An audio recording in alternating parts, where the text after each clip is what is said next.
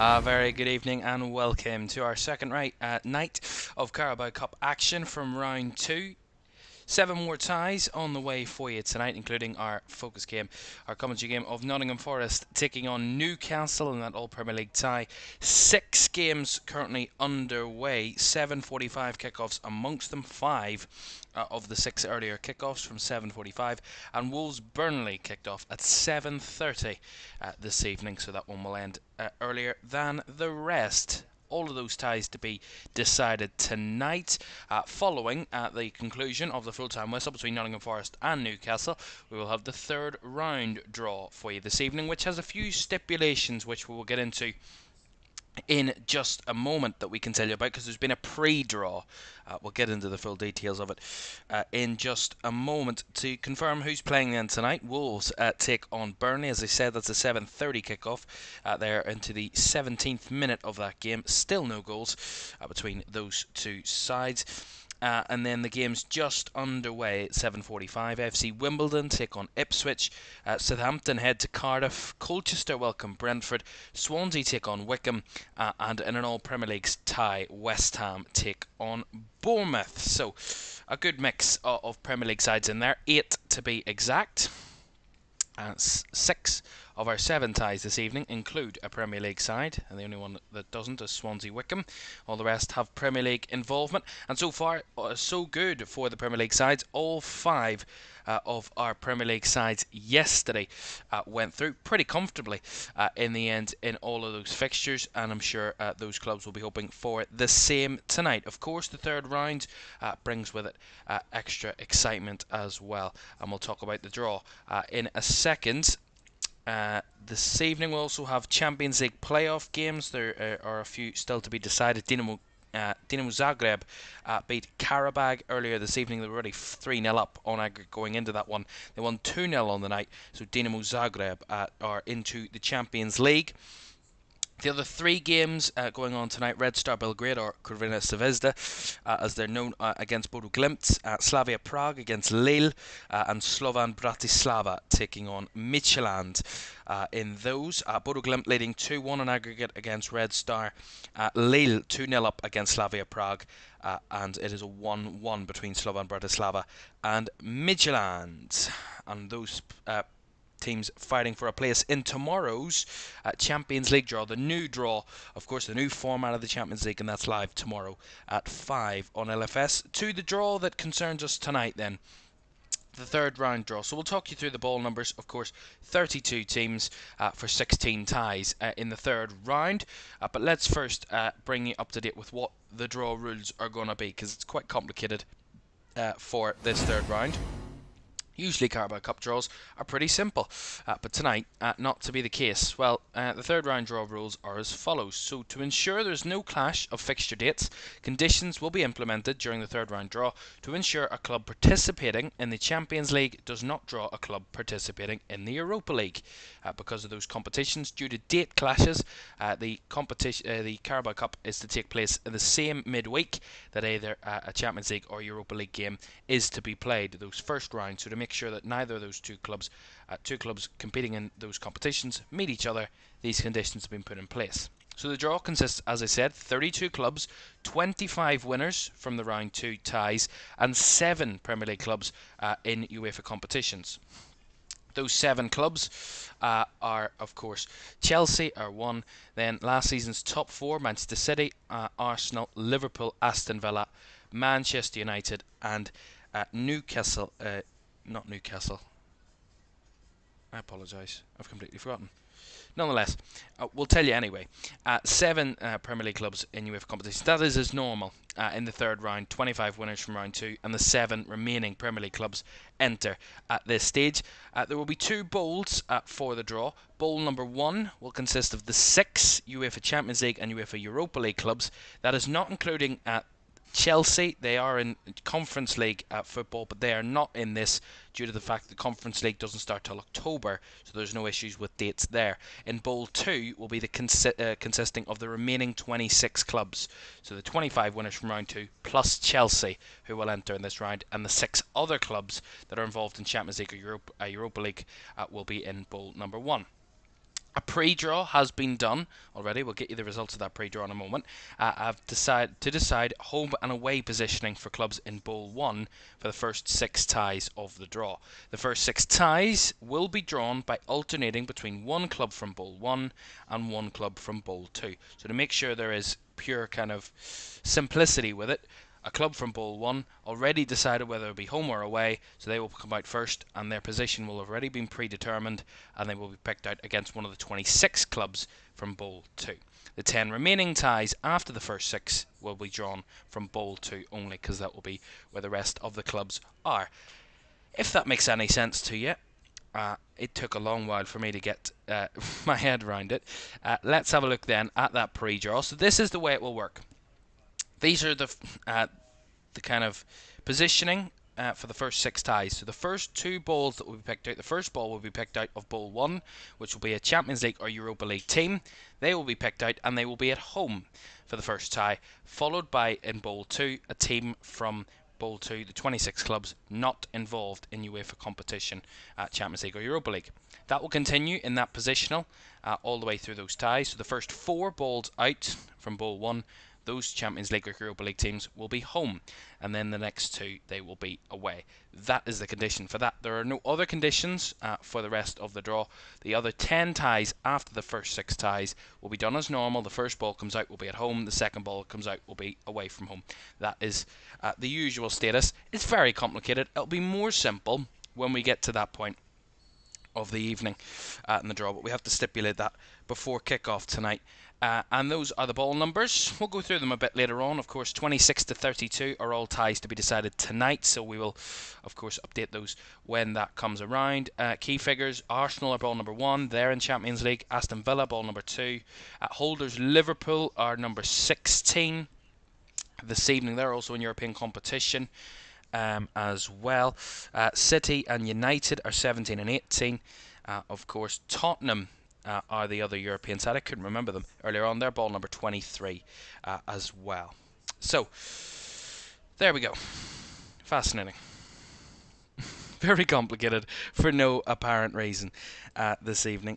It's the joys of craziness of the Carabao Cup at times. We have our first goal of the night to tell you about because we haven't even got the team news for tonight's game between Nottingham Forest and Newcastle. We'll get there in a moment. But first goal of the evening, and it's a Premier League side that have taken the lead. Kieran McKenna's Ipswich. 10 changes to that Ipswich side that lost at the weekend to Manchester City, and they're visiting AFC Wimbledon tonight. Our Ipswich, and Ali Al-Hamadi has given Ipswich the lead in that one. The League 2 side coming up against the Premier League side, and Connor Townsend setting up Ali Al-Hamadi for Ipswich. So Ipswich leading there. Still goalless in all the rest of our games, as you can see on your screen in front of you. And we will update those throughout the evening as and when it changes, along with the Champions League games that don't get underway until 8 o'clock. Right, so nothing to tell you about other than that one goal. Let's get you the team news then quickly from Nottingham Forest Newcastle. Some interesting news tonight. It's been the talk ever since it was confirmed the date of when Sandro Tonali's 10-month ban would be concluded. And of course, he is in the Newcastle team tonight. He starts tonight for the first time in 10 months for Newcastle since October 2023. He's in the Newcastle side in that midfield. Starting with the home side then, at Nottingham Forest, they start with Carlos Miguel in goal. A back 3/back 5 of Eric Da Silva Moreira, Andrew Omobamidele, Willie Bolly the captain, Zach Abbott and Alex Moreno are the defence for Forest.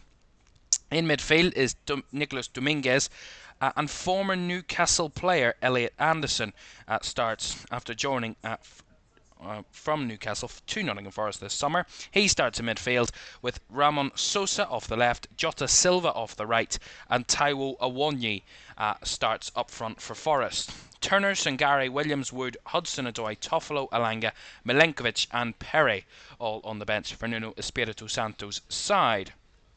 For Eddie Howe's Newcastle, who are the visitors here this evening, they start with Nick Pope in goal, so no change to the keeper for Newcastle. Kieran Trippier captains the Newcastle side and starts at right back. Emil Kraft, Dan Burn and Lewis Hall make up the defence. Sandro Tonali starts in that midfield for Newcastle alongside Joe Willock and Joe Linton in midfield. Amiga Almiron is the right winger. Harvey Barnes starts at left wing. And Alexander Isak starts up front for Newcastle. On the bench, Ruddy, Gordon, Target, Osula, Livramento, Murphy, Kelly, Longstaff and Bruno Guimaraes. An all-Premier League tie at the City Ground. One to definitely keep an eye on. Plus, all of our 6 other ties underway tonight. Kick-off at the City Ground in the second round of the Carabao Cup is next. Do stay with us.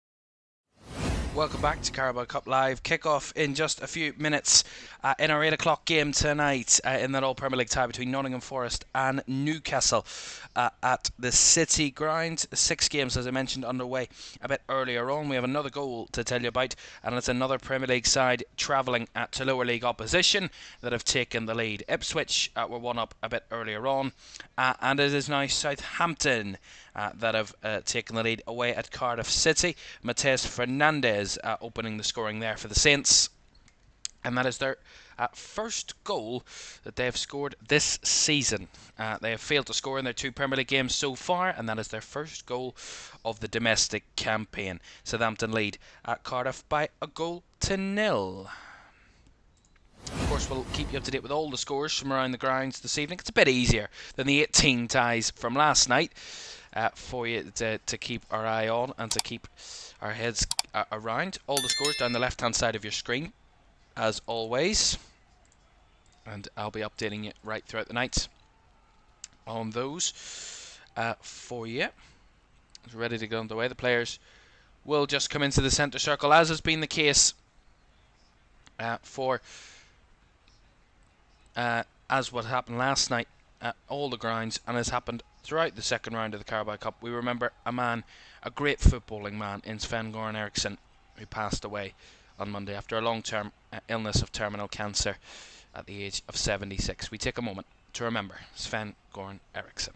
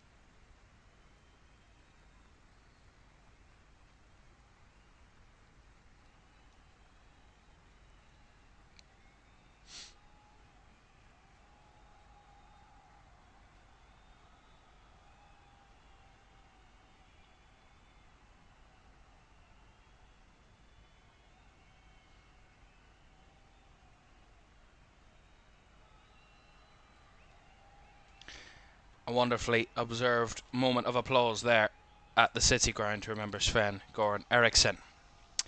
To the football then, and we're about to get underway. Nottingham Forest in red and white, Newcastle in their usual black and white stripes in their home kits. So no change of kits this evening for this one, as the Nottingham Forest fans begin to sing their club anthem about their beloved stadium, the City Ground. A stadium that's seen some wonderful moments over the years, and decades and years gone by.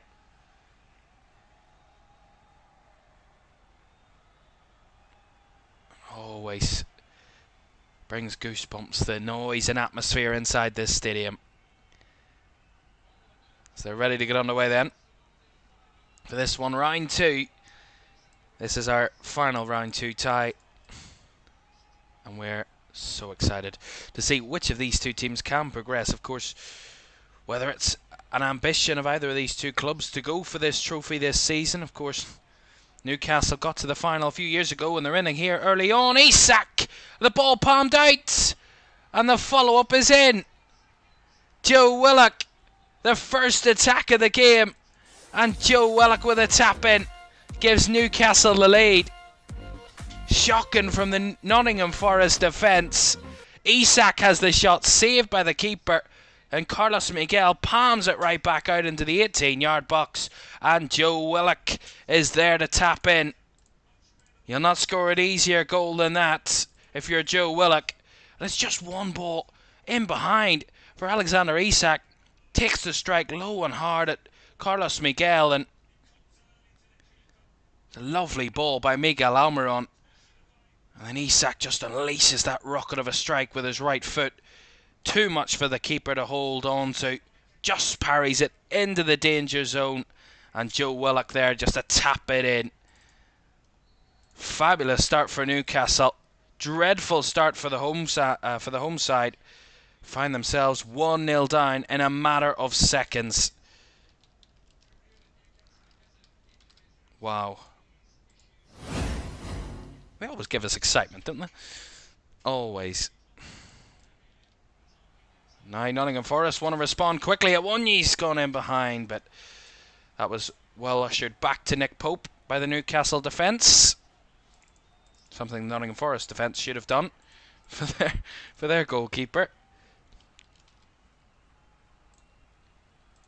Not to be, but 18 seconds is the official time for the goal. And I'm sure we'll get some sort of records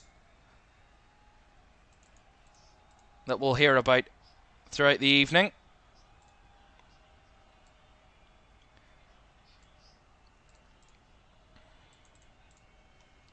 As again, Nottingham Forest find a nice break down the right here. Here's Awoniyi. It's blocked again. Picked up again by Moreira. Well closed out there by Lewis Hall on the cover. Here's Willock. Charging down the right-hand side. The left-hand side, sorry. Wrong. Isak. And now it's through against Tonali. Great save by Miguel. That would have been a dream moment for Sandro Tonali. His first appearance in 10 months. And he has a chance at trying to give Newcastle another goal. It's down that right-hand side. Down the left came Joe Willock, and he just squared it across. It was just one nice ball for the run of Sandro Tonali. It's like Nottingham Forest just don't have a left-hand side at the minute. It's where the goal came from. It's where they could have had a second, Newcastle. Something they'll really need to get to grips with quickly. Here's Emil Kraft to Trippier. Back to Kraft. Now Joe Linton to Kieran Trippier. Looks to switch it out to the left. Although picked up by the Forest right wing back, Eric Da Silva Moreira. Here's Bolly to Moreira. Heavy touch, but he keeps it in play. Pressured by Willock as Bolly knocks it up the field. Awoniyi tugged at there. And Lewis Hall wins the ball off the Nottingham Forest number 9. It's Newcastle try and come forward, but well blocked out that time by Omobamidele. And now Forest want to come down the left-hand side themselves. Here's Moreno. Looking to lift it into the box. Blocked off that time. Cuts it back to the edge. The shot is easily closed down on Jota Silva. It's end-to-end this. In the early 4 minutes. Had a goal and we're end-to-end football all of a sudden.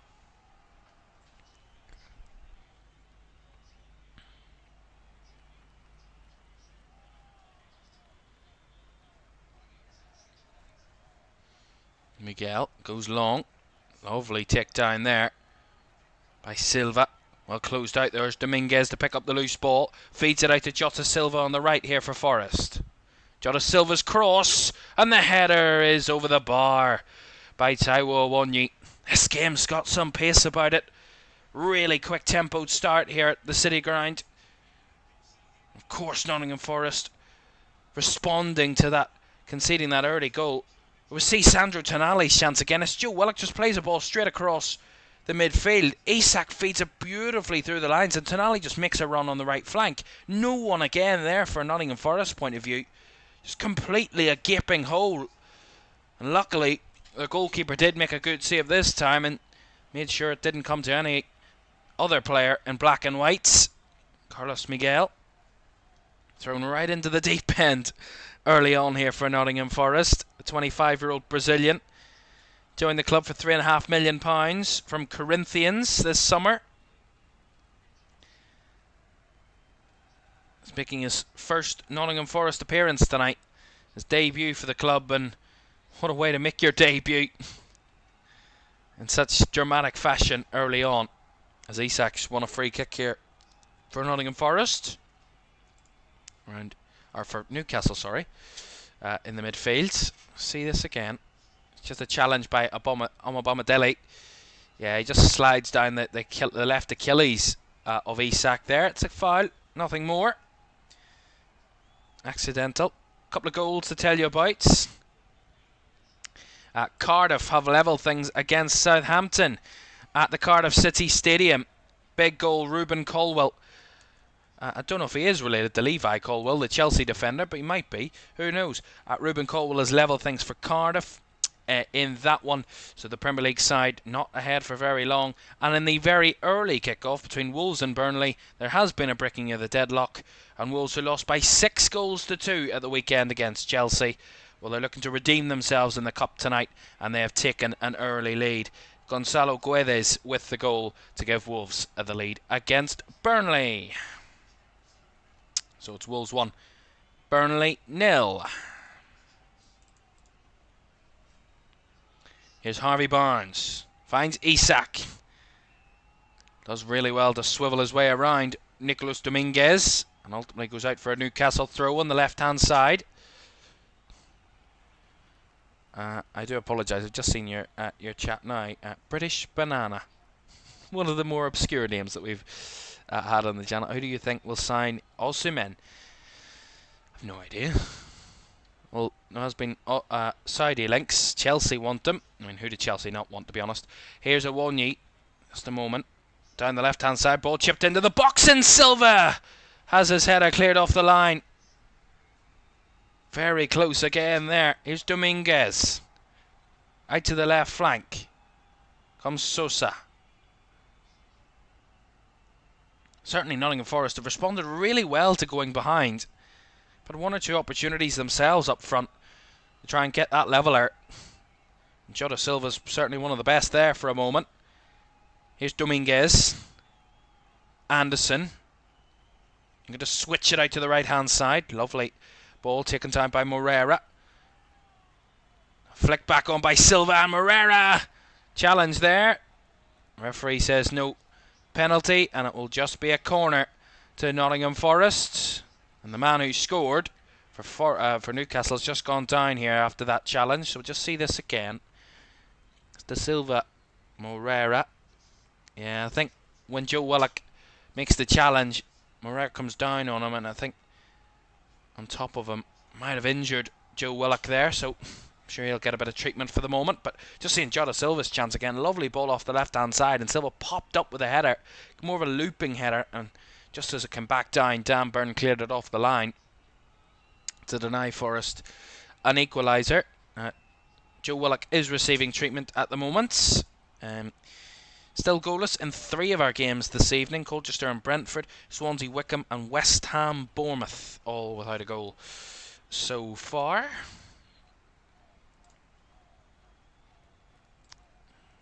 Willock continues to receive that treatment. We have our first goal in the Champions League playoff games this evening. Lille find themselves 1-0 down. Slavia Prague have taken the lead on the night. Of course, Lille still lead by 2-1 on aggregate this evening. Christos Zaferis looking to give Slavia Prague a bit of hope and belief in the Champions League playoff. Of course, need to win by 2 clear goals tonight, Slavia Prague, if they want to keep their hopes alive. 3 clear goals and they'll win it outright tonight. As Joe Willock still down here, it's almost like a physio session on the pitch here for Joe Willock. I mean, the referee's standing over to make sure all is well, but we're taking a lot of time, this. As we're just seeing the goal again that Joe Willock had scored. 18 seconds.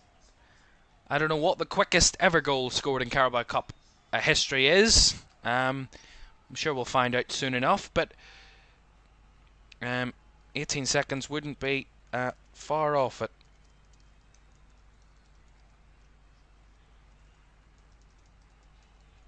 As Joe Willock is now off the field. He's back on his feet as we will have a Forest corner on the right hand side here.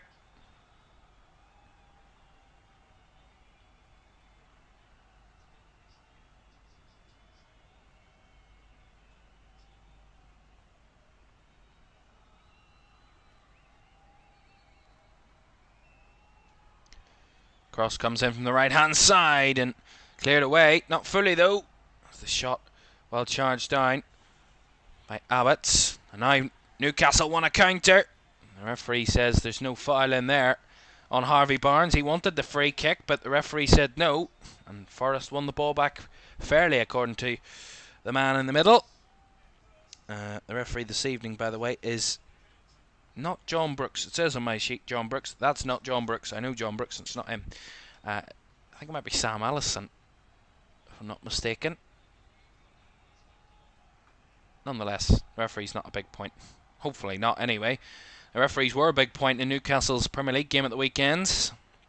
Result that did go eventually their way to keep them on a point. As that's lovely football. Awonyi just run out of room in the end. Well covered over by Emil Kraft, but it was beautiful football down that right-hand side from Forest. It was Moreira. Played a nice ball to Jota Silva on the right flank, and Awonyi just making that late run through the middle. Squared it across to him, and Awonyi took the heavy touch, which allowed Emil Kraft to cover it off. But really nice football by Forest down that right flank. And they have a throw in. Moreira will take. De Silva Moreira, to give him his full name. So it goes for the long throw into the box. Awonyi was there to try and win it. Dominguez wins the second ball, but cleared away by Newcastle. Miguel Almiron, the one to hoof that up the field.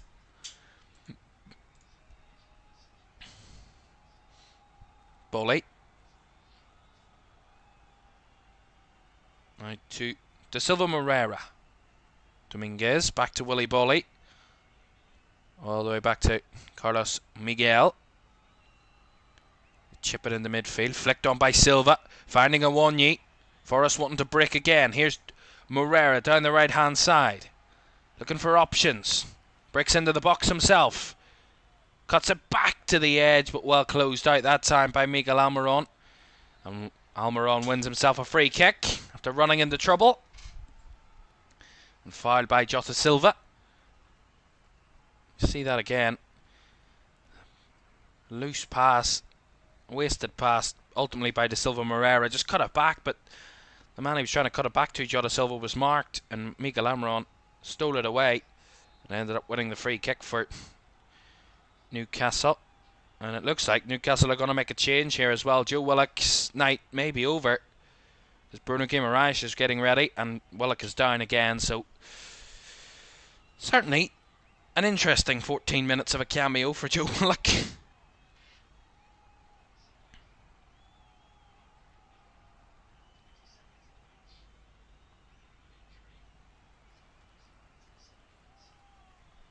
Well, Joe Willock, his night is going to be done. We're going to make that change then in a moment.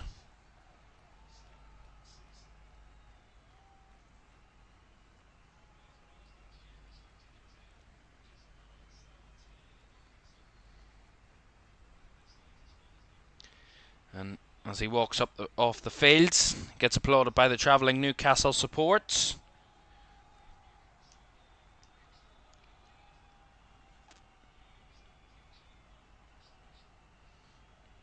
For a man who had a wonderful first minute in the game, has come to a close after just 14 minutes tonight.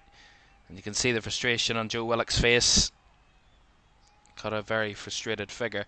I do have the a stat for a fastest goal in a League Cup final, but I do not have the fastest goal in League Cup history for you at this moment in time. We will get it by the end of tonight, don't worry.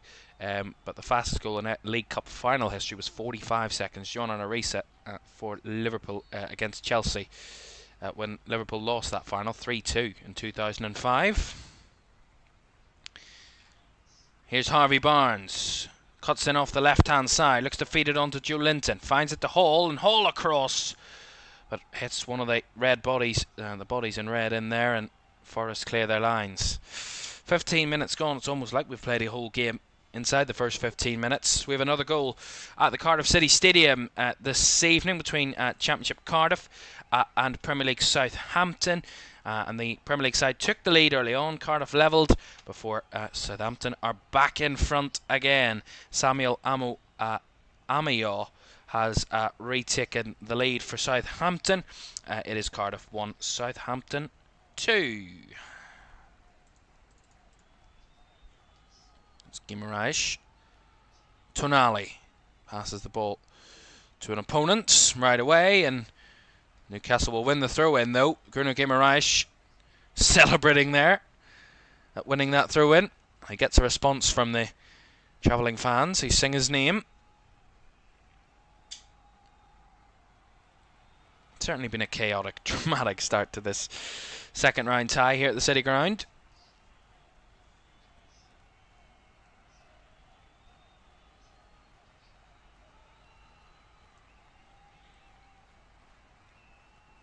Here's Lewis Hall. Space to break down that left-hand side if he wants. Goes out wide to Barnes. Looking for options. Has to come back to Joe Linton. Now Barnes again, hugging the touchline there on the left-hand side. Does well to spin his way infield. Back out to Hall. Now back to Joe Linton. Kraft. All the way back to Nick Pope. I'm sure Joe Linton's looking for a more positive night than he did have on Sunday afternoon away at Bournemouth. The whole Newcastle team, to be honest, were second best against Bournemouth. I watched the game and I commentated the game here on LFS, and it just wasn't anything kind of exciting from a Newcastle point of view. Well, that's a lovely ball through the lines by Tonali. Here's Barnes, plays it out to the right-hand side in the shot. Well charged down and out for a corner.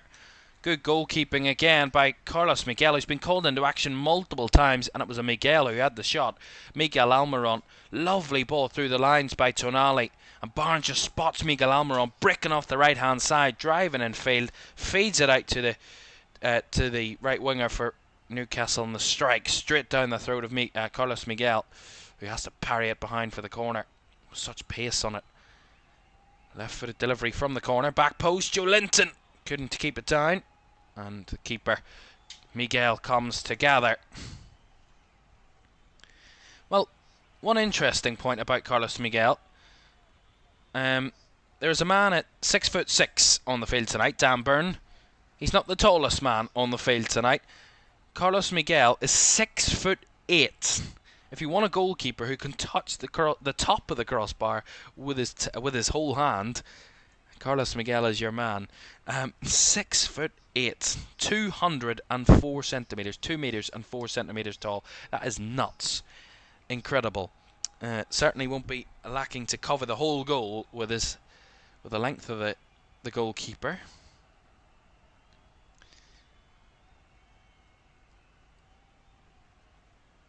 Hall. Back to Pope.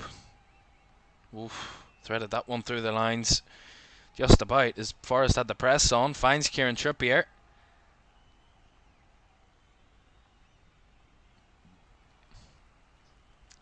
Macamland says Forrest will progress. Well, need to come from behind. And so far the poll in the chat. And so far, keep your votes coming in if you haven't voted already. This evening on the poll, 75% of the chat predicting that Newcastle will progress. Now, is that something to do with the fact that they lead, or was that your genuine prediction? half time in our very early kickoff, a 7:30 kickoff between Wolves and Burnley.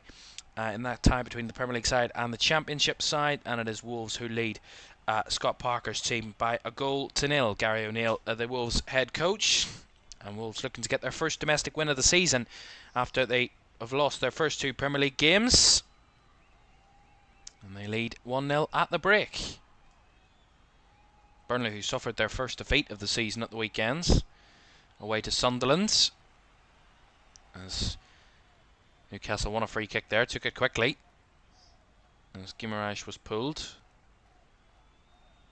Here's Almiron now, Tonali. Lewis Hall to Harvey Barnes. Going to drive in field Barnes, he's got space in the middle, lays it off to Tonali. He's a feed it through the lines, but just a bit too ahead of Mikel Almiron that time, and the goalkeeper for Forest could just gather that one comfortably.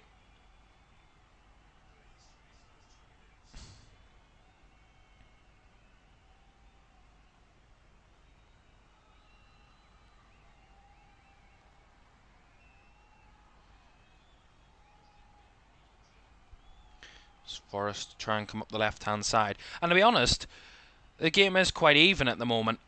Nottingham Forest have reacted well. Here's Moreira on the right-hand side. Look at the chip it to the back post. No one there, although has found its way out to the left flank. Recovered this time. Out there. And it was Ramon Sosa. I think it might have gone for a corner off Miguel Almiron. It has indeed. Good cross from the back post. It looked like for a moment there Moreira's cross was just a bit too much on it. It did find its way out to Ramon Sosa on the left-hand side, and Sosa just knocked it off Miguel Almiron to give Forest the corner on the left-hand side. Willie Bully's eyeing this one up. Another man with a lot of height. Right-footed delivery, back post, and Nick Pope came and punched away. Almiron trying to clear his lines, and good challenge there by Jota Silva. Puts it out for a Newcastle throw deep in the Newcastle half.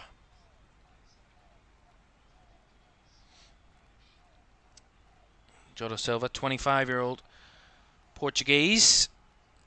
Also a new signing here at Nottingham Forest. £5.9 million, joined from Vitoria. There's a one-year cross!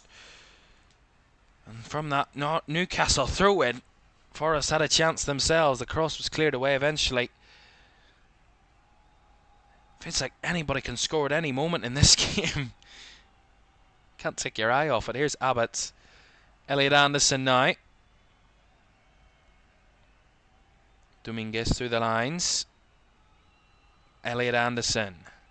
Look at this, switch it out to the right. Lots of verve on that ball. Brought down nicely by Moreira. Back to Anderson.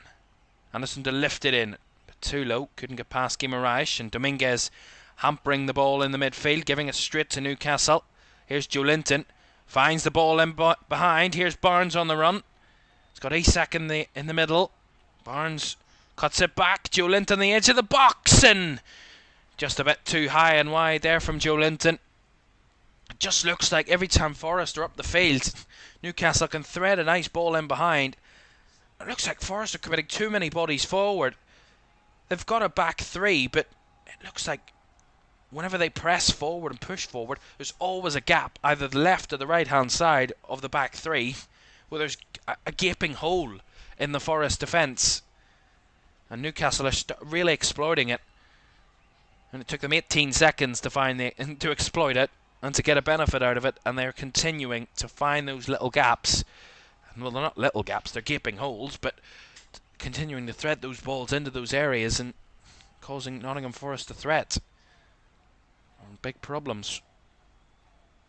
As I was saying, I think Forest have responded well to going behind. They've actually had more shots in the game, albeit Newcastle's 4 shots are all on target. Forest have had 5 shots, just the 1 on target so far in these early moments, and Newcastle have up until the last 5 minutes been dominating the possession. It's just evened out a bit more, 57% for Newcastle to Forest 43, when it was over 60% for quite a while so far. So Forest starting to grow into the game a bit more. Here's Dominguez. Spins it out to the left-hand side. Chested down by Moreno. Moreno comes in field. Alex Moreno out to the right-hand side to Moreira. Moreira with a cross. Again headed away. Joe Linton in the box.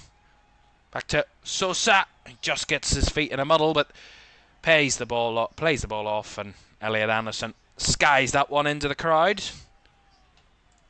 And a portion of Newcastle fans, a club which he used to be a player of, did Elliot Anderson. Joined from Newcastle for £35 million in the summer. A massive fee. Not that Nottingham Forest are shy at making big money signings, or even signings full stop, to be honest. They're like a mini Chelsea or Nottingham Forest. Long ball by Nick Pope. Isak couldn't win his header as Dominguez finds it up the field. Sosa making the chase against Trippier, winning that tussle, and Sosa coming back up with the ball. Here is Roman Sosa. Shot blocked. Back to Jota Silva. Just runs out of room. They're throwing bodies all around the field. The referee's had a really tough game to manage here at the moment. There's bodies flying everywhere. Here's Moreno. Down the left-hand side of Sosa. Again, his cross charged down, and Isak tracking back. Wins it back for Newcastle. Guimaraes plays it off to Lewis Hall, and ultimately the free kick's going to go the way of Newcastle here as Bruno Guimaraes was fouled after that pass had already been made. Goodness me. Dramatic start to the night. As I'm saying, this game could turn on its head in a matter of seconds. Either team could find themselves in a goal-scoring position very shortly. Only 5% of the possession in the last 5 minutes has been in Nottingham Forest's final third. It shows you how much they've actually grown into the game and pushed a lot further forward, Forest, in the last 5 minutes or so. They're getting more joy out of it because of that factor. We have another goal to tell you about from our actually 2 goals to tell you about from those other ties. Let's start with an equaliser in the game between Wimbledon and Ipswich, and of course it is the home side that are back level. It's Ipswich that have been on the front foot for the vast majority of the first half, but one shot, one goal for Wimbledon. Omar Bugle getting them back on level terms. That their first shot of the evening for AFC Wimbledon, and they are back level with the Premier League side. It is Wimbledon 1, Ipswich Town 1. And a goal in the game that involves no Premier League sides. None of the Premier League sides are involved in. Swansea against Wycombe. Swansea City, of course, of the Championship. Wycombe Wanderers of League 1, and it is the side in League 1 that have taken the lead this evening at the Swansea.com Stadium. Richard Kone with the goal to give Wycombe Wanderers the lead. Swansea 0, Wycombe 1.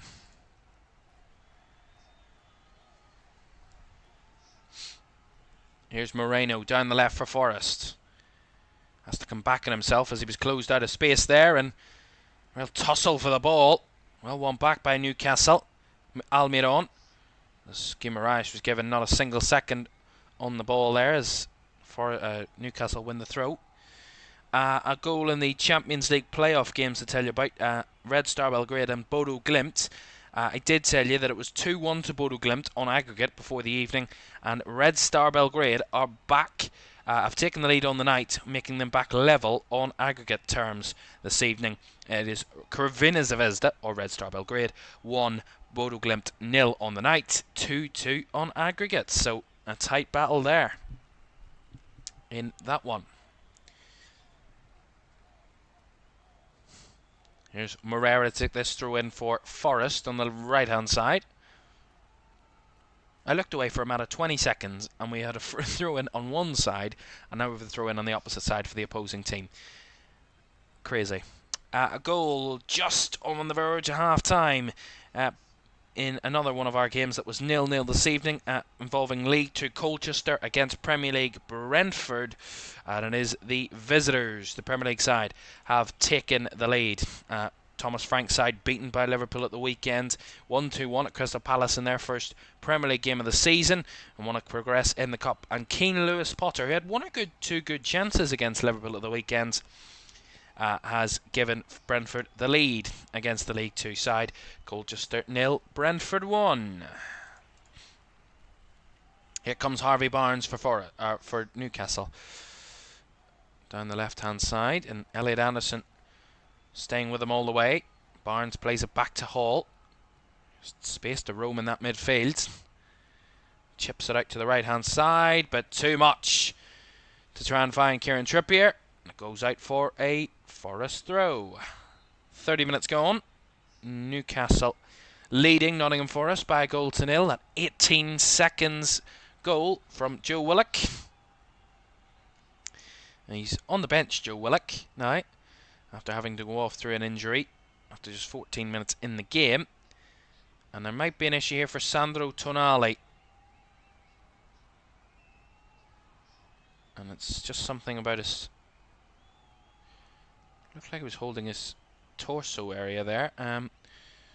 He's receiving treatment at the moment, as the first halves in our 7:45 games are just coming to a close. It is goalless in that All-Premier League tie, the other All-Premier League tie we're watching tonight between West Ham and Bournemouth.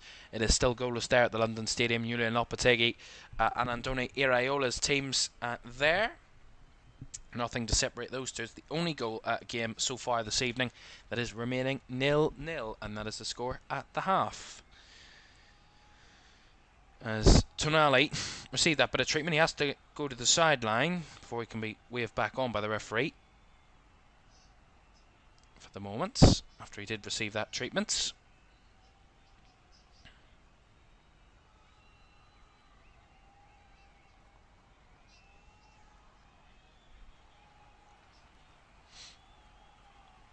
Bolly. Omabamadele. To Elliot Anderson. Looking forward. Finds the ball to Awonyi, who's come deep. Now Dominguez out to Moreno on the left. Back to Dominguez. Out to Alex Moreno again. Moreno tried to skip his way past Kieran Trippier and run into trouble. And now Almiron is under trouble as Alex Moreno's surrounding him, along with Nicolas Dominguez. And Dominguez comes away with the ball as Sosa tries to win a corner, and it goes out for a goal kick. Goodness me.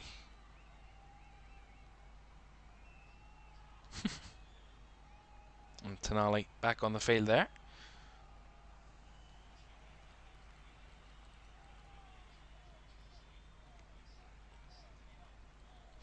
As I mentioned, don't forget the third round draw a bit later on this evening. Already conditions for that one. We've explained them to you before kickoff. We'll re-explain them before this, the draw gets underway around 10:15 this evening. And we will bring you right up to date with that draw as and when it happens. The one you trying to get the better of Dan Burn there. He was just lurking as Dan Burn watching that ball in the air. Tried to ease it back to his keeper, and Awonyi was lurking there just behind him. And Dan Burn did really well just to hold off the Forest number 9.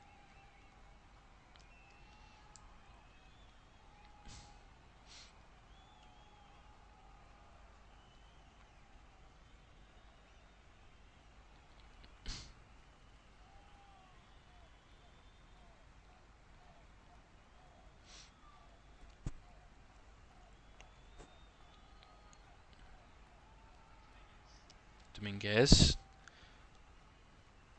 plays it forward for Sosa. Now Moreno back to Sosa. Looking for options. Isolated on that left flank as Sosa has to go all the way back to Zach Abbott. Now Moreno. Dominguez. Omabamadele. Forest holding more of the ball now. It's taking their time, being more patient about their build-up play against Newcastle. Here's Moreira trying to break down the right-hand side there as Joe Linton puts that one out for a Forest throw.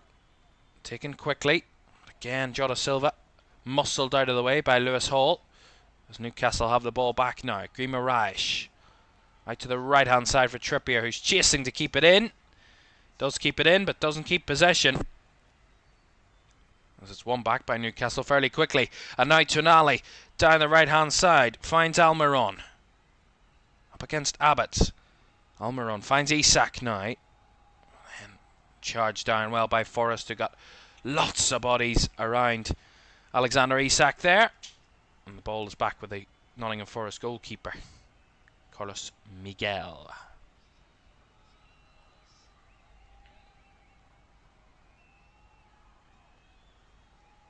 Well, Nottingham Forest have progressed through their last 2 League Cup ties against Newcastle United, advancing past round 2 in both 2017-18 and 2018-19 seasons. As Jota Silva finds it out to Moreira.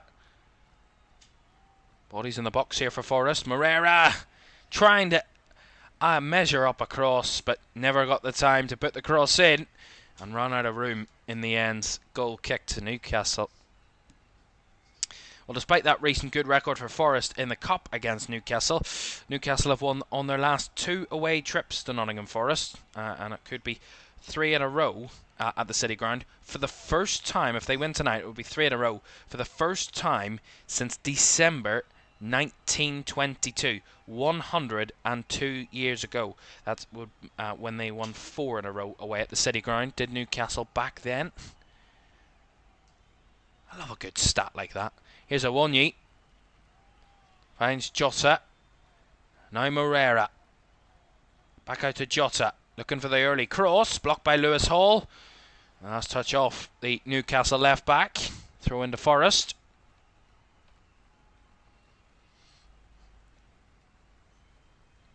Here's Moreira to take this throw in then. Less than 10 minutes to go in the first half. Nottingham Forest 0, Newcastle 1. Joe Willock the scorer, who's now sitting on the sidelines on the bench, having to go off injured. Moreira with this long throw. To fizz it across, but easily gathered by Nick Pope in the middle. No real threat at all there from that long throw in. It's another new trend that we see in football now, those long throws. But teams not as kind of dangerous as they used to be. They can be very dangerous when you get them right, but teams are much more aware of defending long throw-ins now.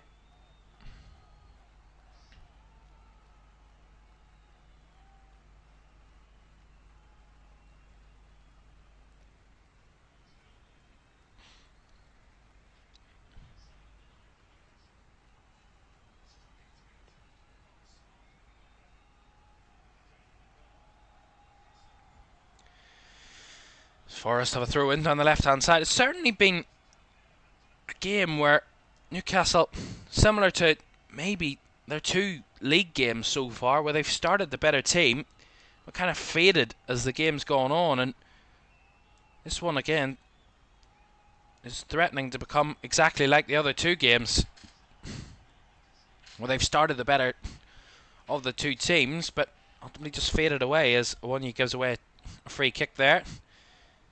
On Almiron, just tugging him back slightly. Slightly is the key word there, because there's not really massive amounts of contact there between the 2. But as I was saying, you know, Newcastle have started the better here this evening, clearly, because it scored within 18 seconds. And for the first couple of minutes, they were in control, but after about 10 minutes in the game, Nottingham Forest started to grow into it a bit more, have a bit more possession, have a bit more threat themselves, and they've probably been the better team for us for the last 25 minutes. Although here comes Barnes, to cut it across. Right, the other end it comes, Trippier, Isak. Looking in the box, can't find anyone. Ball cut back to Barnes again on the edge. Has his shot charged down by Bully. Kraft finds Byrne. Now to Hall. Joe Linton. Barnes again. Tonali. Now Hall. Quick, zippy passing from Newcastle. Tonali looks to spin one out to Trippier. Those are the type of passes those Newcastle fans have missed. Here's Tonali again, finds Miguel Almiron. Up against Alex Moreno. Almiron goes back to Trippier. Now Tonali. Just over 5 minutes to go with the first half. Newcastle want to regain a bit of control. Maybe want to push to trying to extend their lead. Here's Isak. Try to fizz it out to the right hand side, but the ball's given straight to Alex Moreno. A nice spin forward for Forest. Sosa not really wanting to take the run, and Moreno has to come back to Anderson. Dominguez.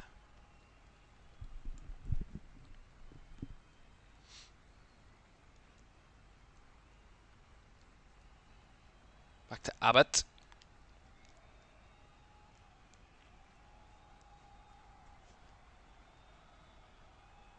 All the way back to Andrew Omobomadele.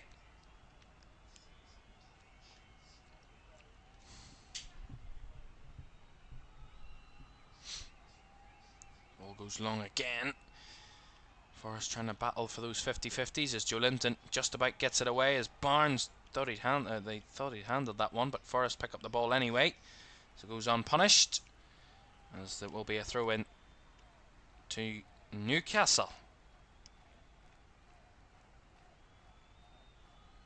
A goal to tell you about so far in our Champions League games, this evening playoff games. I told you that Red Star had taken the lead against Bodo Glimt and Slavia Prague are ahead against Lille.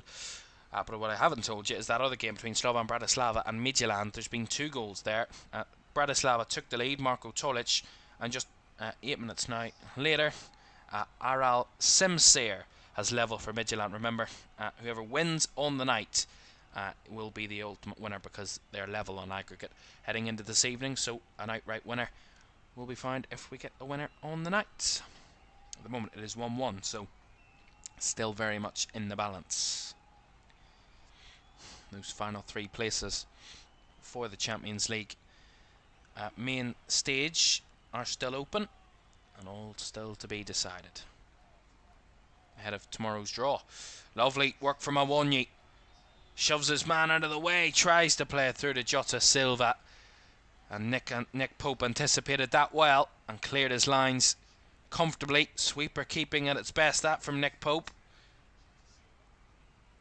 Again, Awonyi's got himself very much involved in more the build-up play of the game tonight, using his physical ability to try and win 50-50 duels and get Forest up the fields.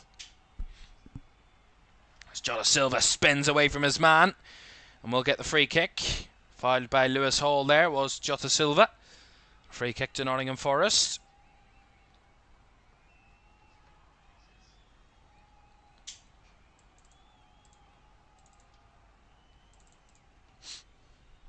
As Ramon Sosa and Jota Silva are over this one for Forest. So very wide on the right hand side. Second goal at Molineux to tell you about, and the Premier League side have doubled their lead. Wolves lead Burnley by 2-0. Gonzalo Guedes, who opened the scoring, has got his second of the night. Sosa, deep cross into the box. It's really threatening, but no one of Forest colours could direct it in, and the header from Awonyi is fired over the bar. It's a wonderful effort. For a moment there I thought Nick Pope would just come and collect it, but it spun into the right area, just far enough away from the keeper and far enough away from the Newcastle defenders to bounce in the box. And diving for the header was Awonyi.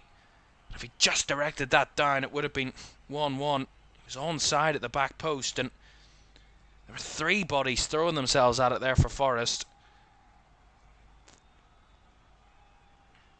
Goodness me. We've come very close in this first half, Forest, to levelling. And if they do find themselves behind at half time, they'll count themselves unlucky.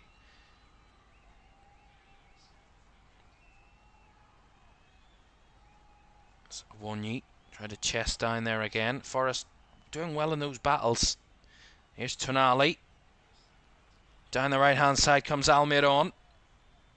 Almiron with a delivery. Joe Linton was stretching, but cleared away by Moreira. Back out with Hall, who looks to cross it in. Bolly to clear it away. Back with Lewis Hall. Now Guimaraes. Stolen away from him, but the referee said he was fouled. As Elliot Anderson tried to scramble away with the ball, but the referee is going to pull it back for a foul here on Bruno Guimaraes. As there will be 4 added minutes at the end of the first half. First half that's absolutely flew by here at the City Ground so far.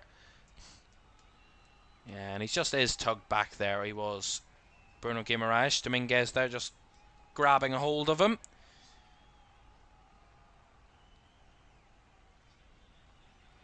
Free kick for Newcastle then.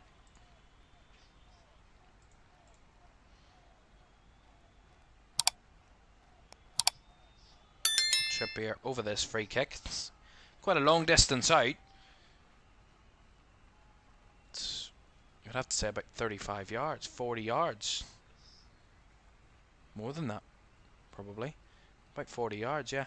Took it short.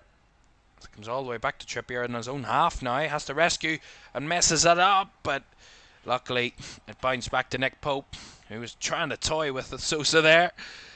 Newcastle do get away with it. They're playing with fire at the minute. Here's Nick Pope. Again, just scrambles it long.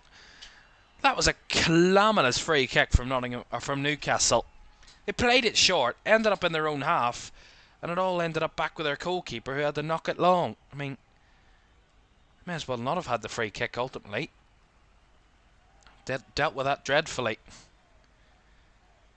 To the visitors. Forest back on the ball again. Omobamadele. Bolly. To Moreira, who steps well infield past Lewis Hall. Does really well there, Moreira. Beats past his man. Finds Jota Silva. Looks to go for the cross. Straight back out to Jota Silva again. Cleared away by Byrne. Now Moreira tries to cross it. Byrne closes down again. Joe Linton. Looks to clear it away. Hoofs it up the fields. One for Isak to chase, but not even the pacey Alexander Isak will keep that one in. It goes out for a Nottingham Forest throw.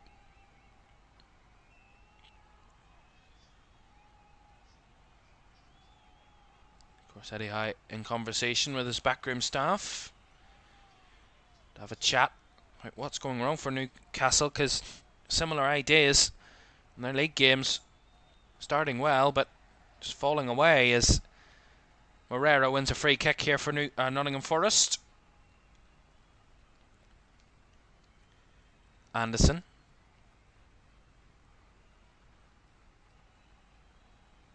Dominguez back to Elliot Anderson. Moreira. Around about a minute or so to go of the first half. The visitors still leading by that 18-second goal. Or the goal on 18 seconds by Joe Willock. Here's Dominguez. Now Moreira. Try to play it in behind Lewis Hall, who blocked it out for a throw.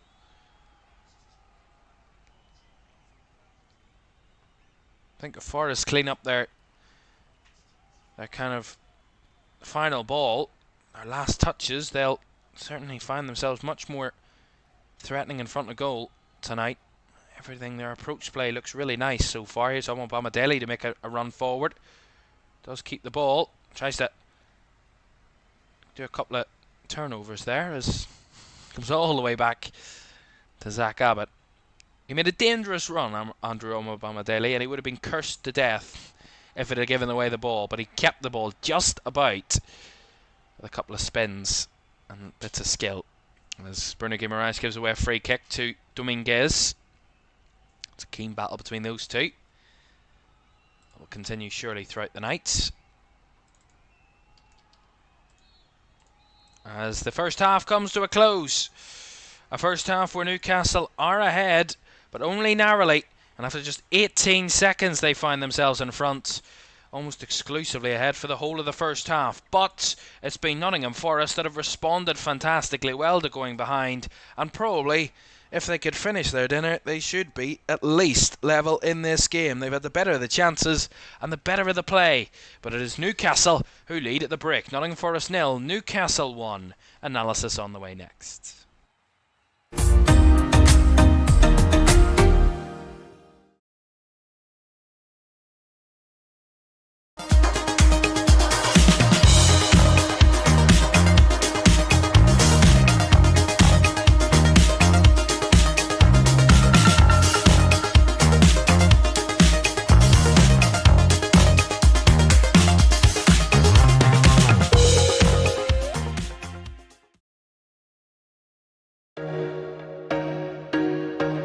Catch me if I fall.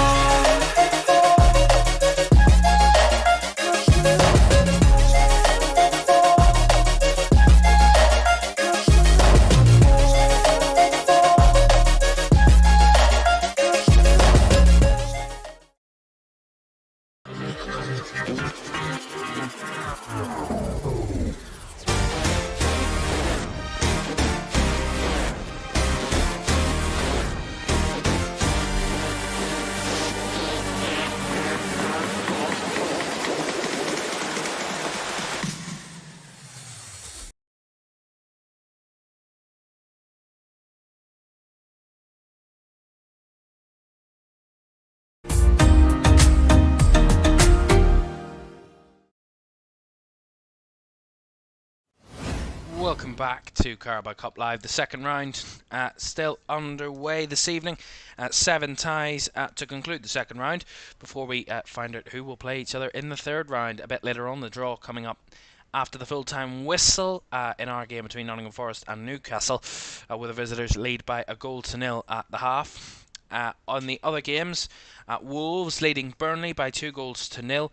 Gonzalo Guedes with both goals either side of the half to give Wolves their lead in that one. Looks like the Premier League side are progressing there.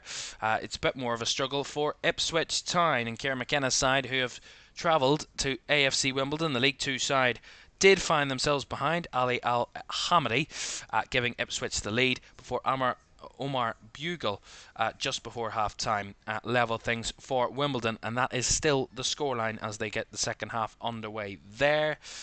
Between Cardiff and Southampton, I've just heard an update. It was 2-1 to Southampton. No more their lead because it is back to terms. It is 2-2 between Cardiff and Southampton. A real feisty battle there in the Welsh capital, where Ronnie Edwards has just put into his own net to give Cardiff another equaliser in that one. They actually find themselves behind early on. Cardiff. Mateus Fernandez gave Southampton the lead. Ruben Colwell then levelled for 1-1. Samuel Amayo retook the lead for Southampton before the first goal of the second half sees Ronnie Edwards, the Southampton player, knock into his own net. It is Cardiff 2, Southampton 2, and I've just seen the goal, and it is a horror show from a Southampton point of view. Across from the right hand side, and the goalkeeper palms it right into the defender's legs, and it goes right into the back of the net. There's nothing the defender can do. It is a horror show from a Southampton point of view, and that's not to say about their kit. Their kit is absolutely awful. It's some sort of luminous pink. It is dreadful to look at. It's Cardiff 2, Southampton 2. Elsewhere, for another one of those Premier League sides on the road this evening, a bit more comfortable, albeit not comfortable, but they are ahead before Brentford leading Colchester by a goal to nil. Keane Lewis Potter with a goal just before half-time gave Thomas Frank's side the lead. That triggered 3 changes at half-time for Colchester, who must feel that they can get something if it's that close after the second half. But surely Brentford, with the chances that they've had, should be further ahead, but it is still only at 1-0. Speaking of 1-0, it is 1-0 also between Swansea and Wycombe. The League 1 side leading at the moment against the Championship side. Richard Kone's goal in the first half has Wycombe Wanderers ahead in that one. And in the other tie this evening in the All Premier League ties, it is West Ham 0, Bournemouth 0. There were half-time substitutions, 1 apiece for those two at the break at the London Stadium. So far, it hasn't made a big change, but there's still Another half to go. Remember, at the moment, there are 3 of our games that are level. If any of the games tonight are level after 90 minutes, there will be no extra time. It will go straight to penalties to decide a winner. That includes our game as well, which there is still a very realistic chance that it could actually end level, because it has been Nottingham Forest who have probably been pushing for an equaliser the whole of this first half. But I think Newcastle have, I don't mean harsh in saying they've got away with one, but they probably have, with the way that they've played. I mean, it's a similar diagnosis from the previous 2 games in the Premier League, where they've started the better of the 2 sides in their games, but have crumbled away, fell away as the halves went on. And it's the exact opposite for Forest. They've started the worst of the 2 sides. They started as worse as you poorly can start, conceding in the first minute after just 18 seconds, finding yourself behind. But they grew into that first half, Forest, and actually I'd say they're probably the better side, because ultimately they were more consistent in their football. I think Newcastle were a bit lost in that first half. Forest were keeping the ball, getting it wide, trying to find players down the wide areas. They weren't going through the middle. They were trying to find balls down the flanks with the likes of their wing backs in Moreira and Moreno on opposite sides, and then their kind of forwards in Jota Silva or Ramon Sosa coming wide and offering that width further up the field for them, and that's where their identity has been in that first half. But for a Newcastle point of view, it's kind of been a bit lost at times. They've been knocking the ball long and hoping for someone to bring it down. I think Tonali's played well in that first half, and the fact that it is his first game in 10 months for Newcastle. He's played well. Joe Linton's been a lot better than what he was at the weekend. I mean, it's hard to be worse, to be honest. But I think they've been a bit lost in that first half as it went on, Newcastle. They really, in the early moments, I mentioned, they were finding those gaps in behind the Forest defenders.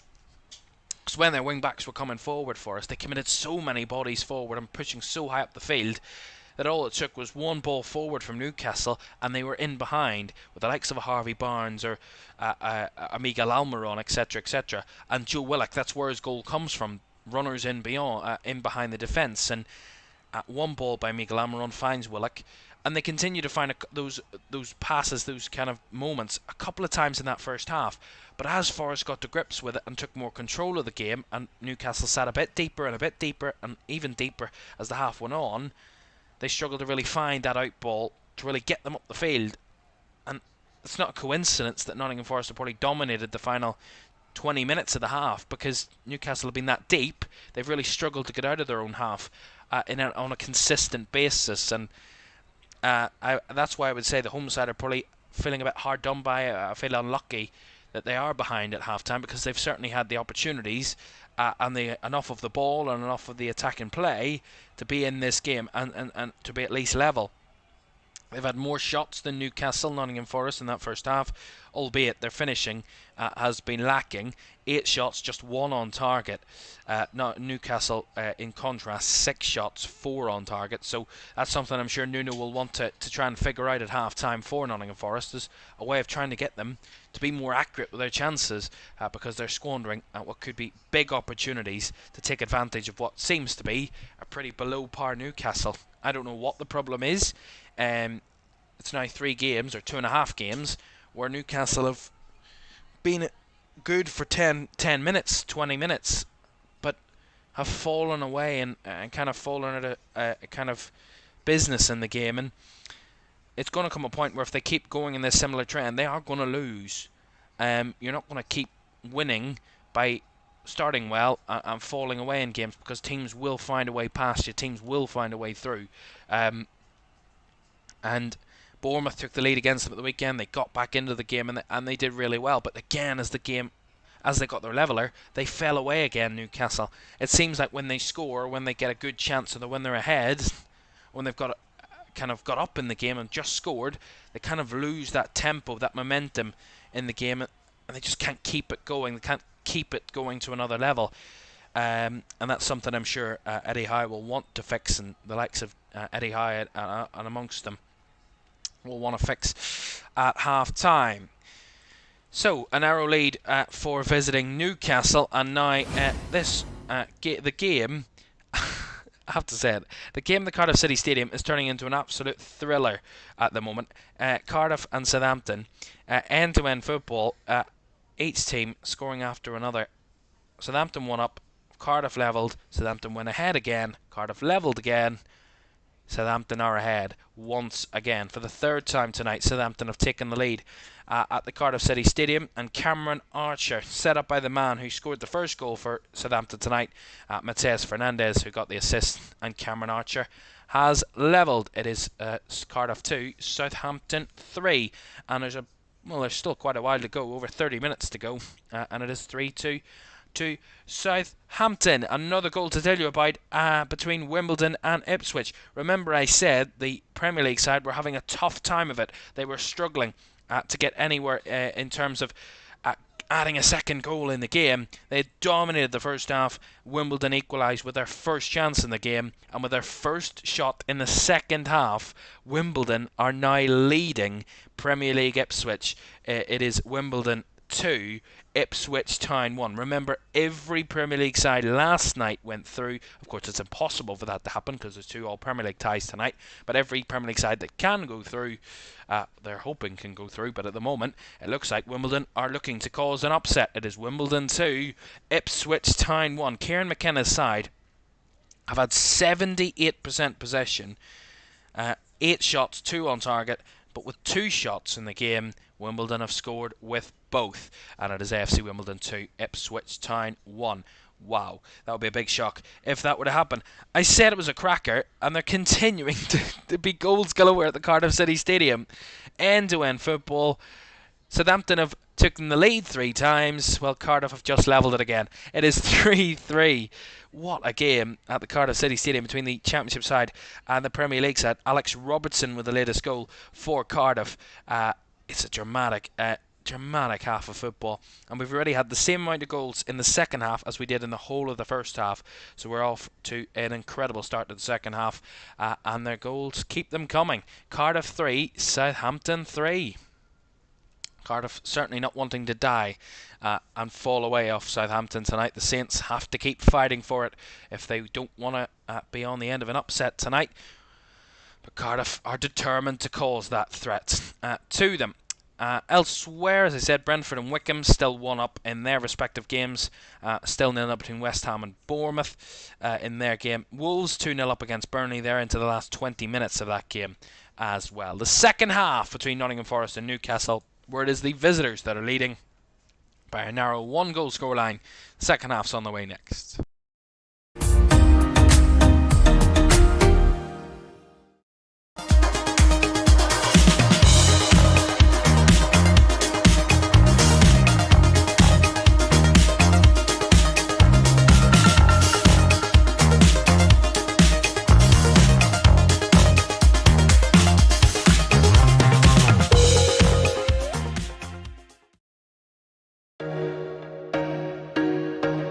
Catch me if I fall.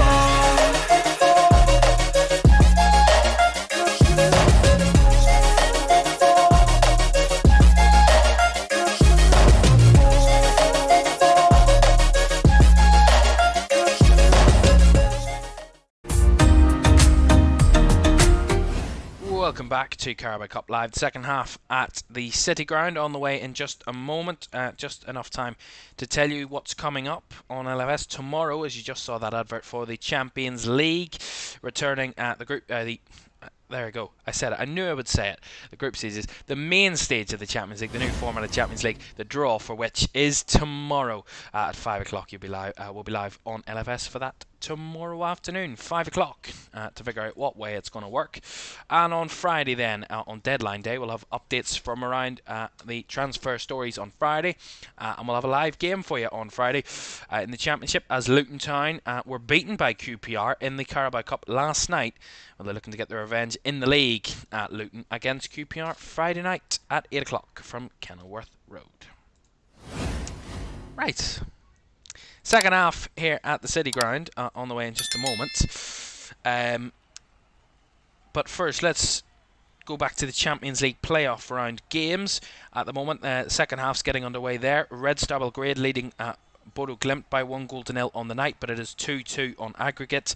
Lille find themselves 1-0 down away at Slavia Prague. Remember, Lille scored 2 goals. They were 2-0 winners in the first leg, so Slavia Prague need to win by 2 clear goals tonight to level the game on aggregate, or 3 clear goals on the night to progress automatically. And in between Slovan Bratislava and Midtjylland, it is 1-1 as the second half gets underway. 2-2 on aggregate there as well. Right, second half ready to go here at the City Ground. All 22 players back out on the fields. And we are back underway then. Second half where Nottingham Forest are looking to find their shooting boots. A Newcastle team looking to improve on their football from that first half, where they were quite clearly second best in the game. And if they want to go on and win this, I'm sure Forest will find a goal at some point. If they continue with the threat that they did in that first half, it's impossible not to. But if Newcastle do up their tempo and get a second goal, surely that would give them a bit of daylight. But that 1-goal lead is as narrow as it can be from a Newcastle point of view. However, the stats don't help out Nottingham Forest on that front. They've lost each of their last 3 League Cup games, Nottingham Forest, without scoring. They have never lost 4 straight matches in the competition. They are looking to avoid that tonight. That's crazy.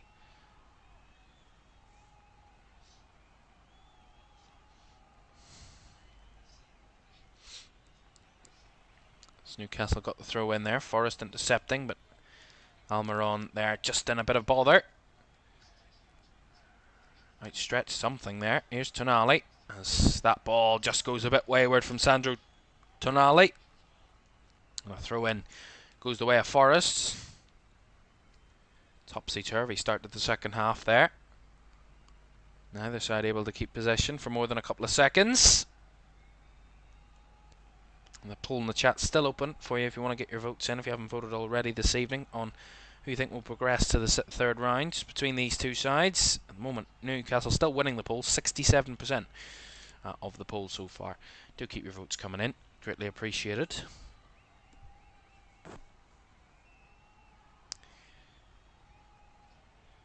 Here's Alex Moreno for Forest to take this throw in. Of course, joined from Aston Villa.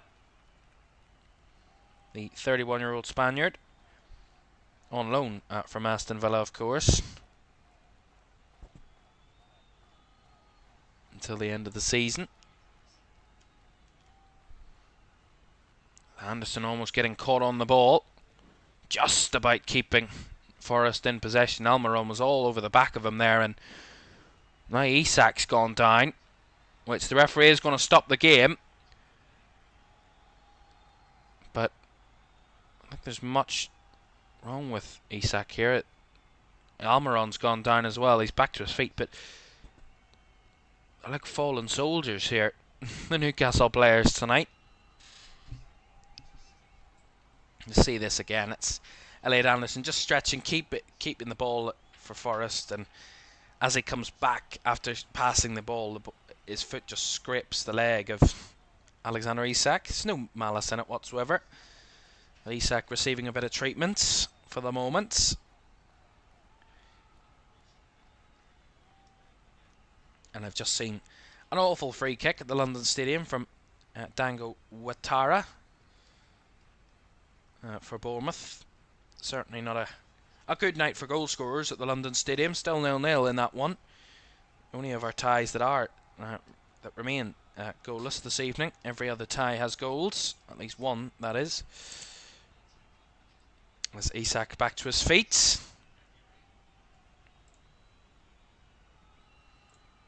Certainly not a popular figure around the City Ground, getting a few boos as he got back to his feet. May feel he's doing a bit of time waste, and I don't think it's that calculated, to be honest.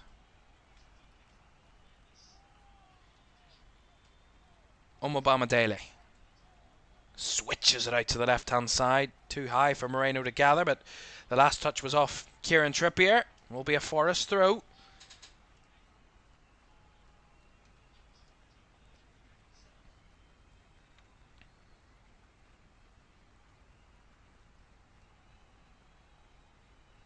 Long throw incoming from Moreno. Into the box it goes, bouncing around, and the shot is rifled off the underside of the crossbar. And it's Jota Silva. I said Forest couldn't be held if they keep getting the chances that they got in the first half. And it's from a long throw from Moreno. Newcastle failed to deal with it, and it falls to Jota Silva, who rifles it in onto the crossbar and levels the game for Nottingham Forest. They've duly deserved an equaliser at the very least. And Newcastle's luck seemingly running out. Nottingham Forest 1, Newcastle 1. Game on at the City Ground. I said teams were more known about long throw-ins, but Newcastle made an absolute mess of that one. They got nowhere near. The marking in the box is dreadful.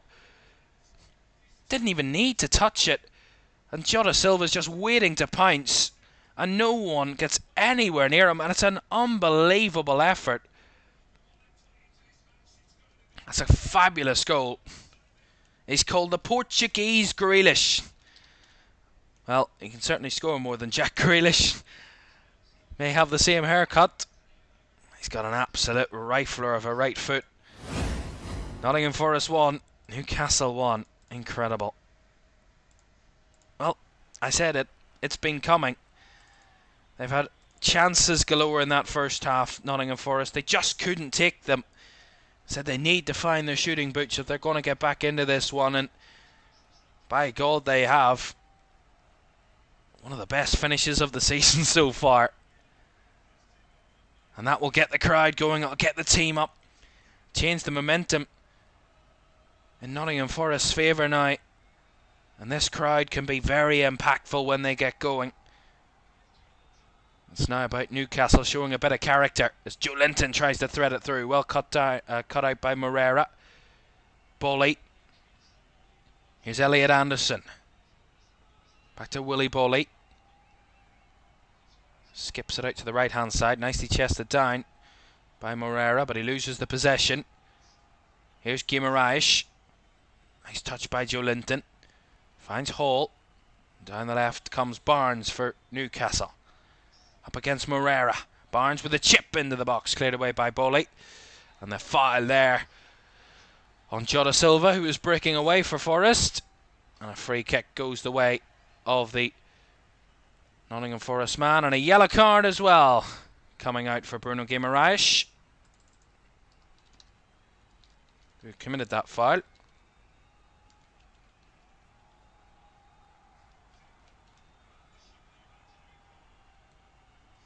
Or,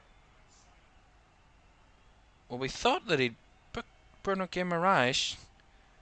See this again. What actually happened? It is a clear foul, and Guimaraes goes away, but it was definitely a foul. I think what I'm hearing is Jota Silva's said to the referee, done the kind of yellow card signal to the referee, and I think he's got a booking as well. And Guimaraes certainly has got a booking. And maybe he did get away with it. Who knows? Nonetheless, Bruno Guimaraes did get a yellow card. I know that much. And just the confirmation now. Jota Silva did get a yellow card. Took a while to tell us what was going on. So both players ultimately booked after that moment. It ultimately came to nothing in the end. So both booked their respective involvements in that challenge, as there's another free kick and another yellow card coming out here. This time it's a Nottingham Forest yellow card for young Zach Abbott.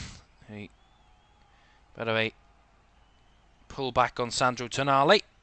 And another yellow card coming out there for a Forest player.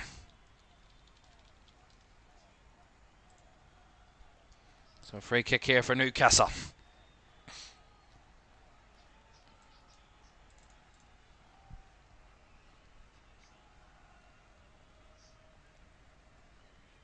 Kieran Trippier and Lewis Hall over this one for Newcastle.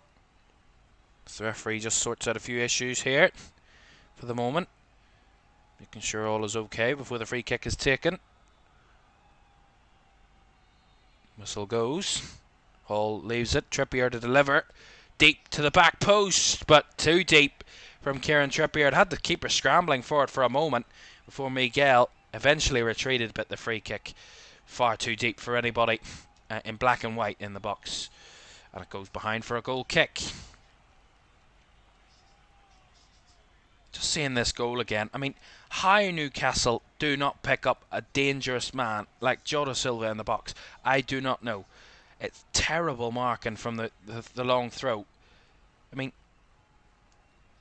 he failed to deal with the first ball, and it bounces down for Jota Silva. I mean, it's terrible defending. As Alex Moreno's just gone down there in a real tussle. He's won the throw-in out of the situation.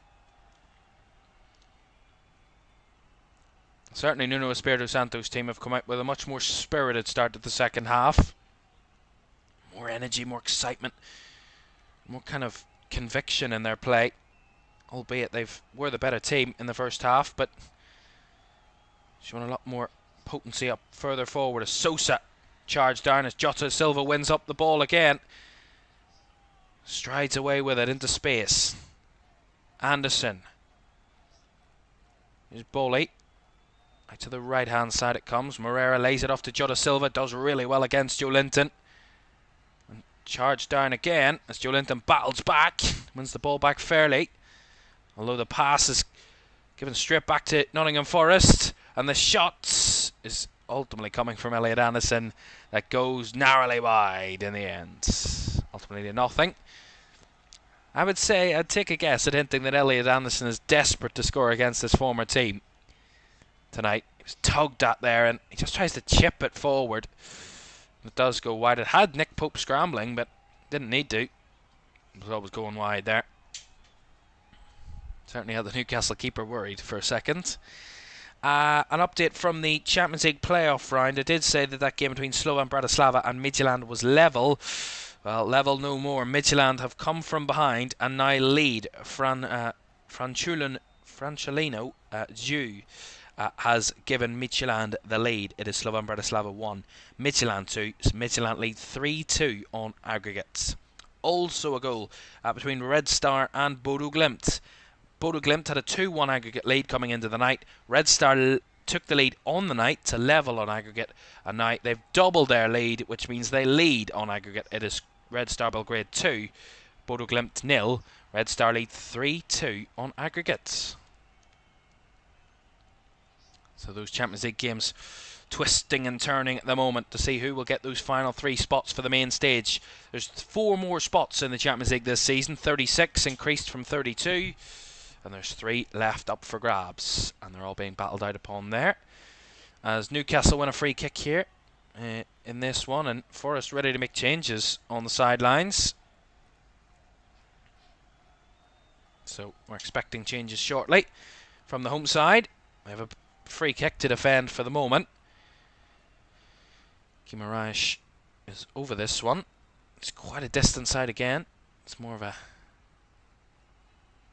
chipped one as the cross in behind. Trippier tried to make the run in behind. And ultimately will win the corner out of that one to Trippier.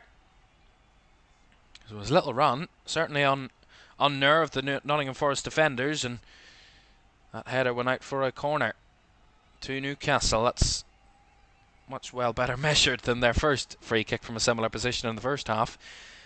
Lewis Hall to take this corner.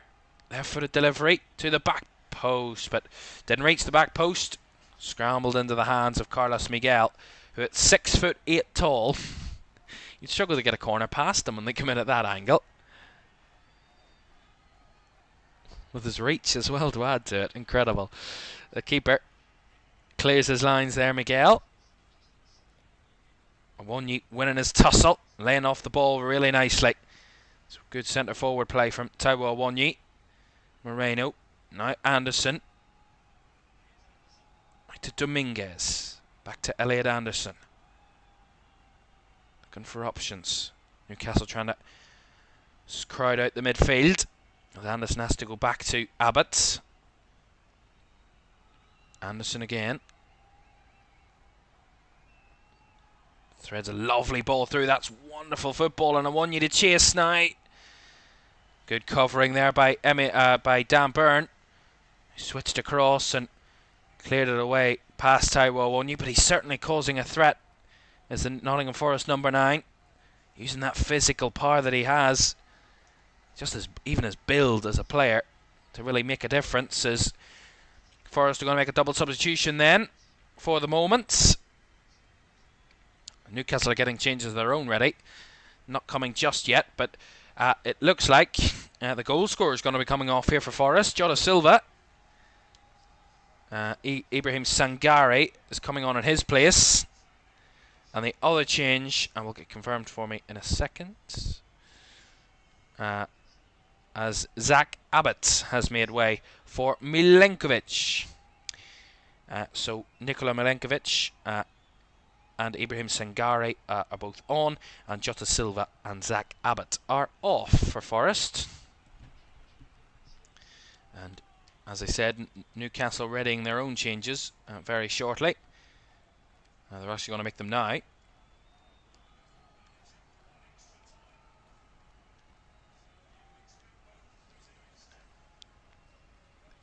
As Miguel Almiron's going to make way here. Anthony Gordon's ready on the sidelines for Newcastle. So Almiron coming off. Gordon coming on. Gordon, who scored the equalizer against Bournemouth at the weekend for Newcastle.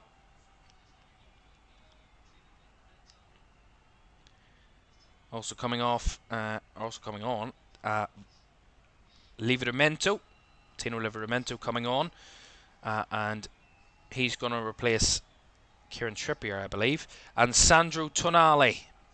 10 months after his ban and a suspension, he's back on the field and has played a good 60 minutes tonight, and is getting applauded by that Newcastle crowd travelling here to Nottingham, and he goes off with a smile as Sean Longstaff comes on in his place. So, to confirm those changes for Newcastle, Almiron, Trippier and Tonali all off, Gordon, Livramento and Longstaff on. Long throw here for Forest. Alex Moreno to take again. Another long throw into the box. Not much on this one as they clear it away the first time, Newcastle. Not the best of a throw in this time as Dan Byrne cleared that one away easily. Get another chance at it though. Goes short this time, does Moreno. Dominguez, now Moreno gets to the byline and looks to chip it across to the back post, but just too much height on that one as Lewis Hall ushers out for a throw on the far side.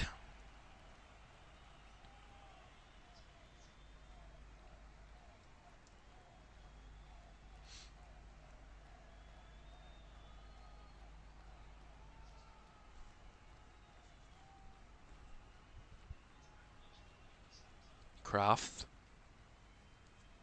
Pope does well to get it out to Lewis Hall.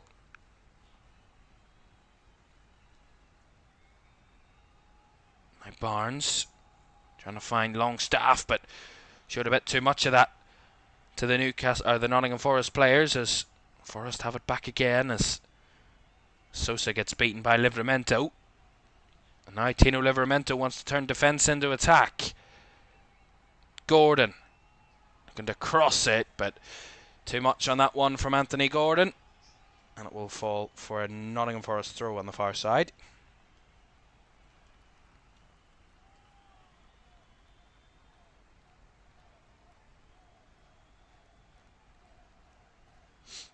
No updates from our other games this evening. It's gone a bit quiet in the last few minutes or so. Into the last 10 minutes of those early kickoffs, it is finished between Wolves and Burnley. Just to confirm for you, the 7:30 kickoff has finished. Wolves have progressed. They faced Burnley this evening, and Gonzalo Guedes gives Wolves their first domestic win of the season. 2-0 winners at home against Burnley. The Premier League side progressing there. Into the last 10 minutes in our 5 other ties is Wimbledon, who lead Ipswich by 2-1. That is still very tight, and an upset certainly on there. Cardiff and Southampton 3-3, an upset still very much on there. Colchester still only 1-0 down against Brentford. You never know, late drama could be happening there as well.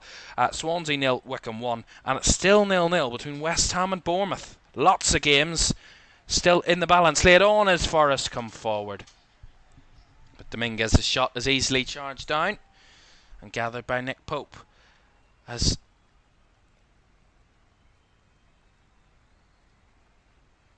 into the last 10 minutes of those games. I was just watching. I think Colchester might have had a penalty there.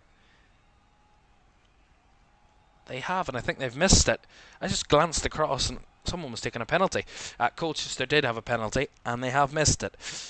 So that was their big opportunity.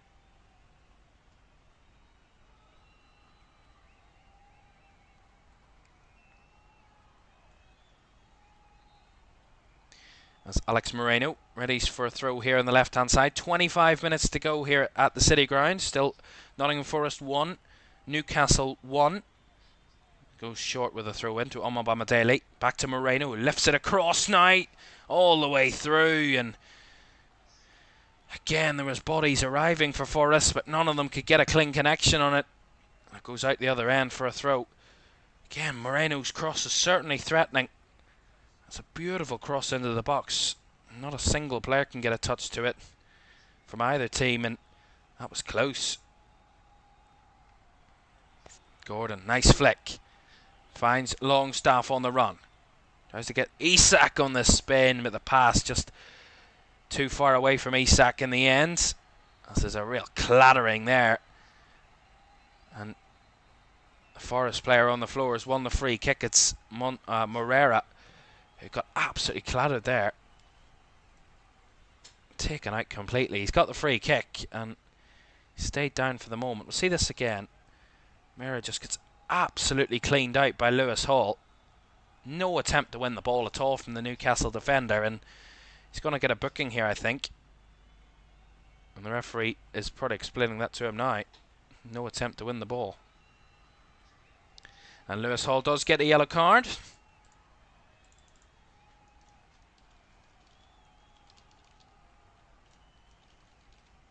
So a booking for the Newcastle fullback.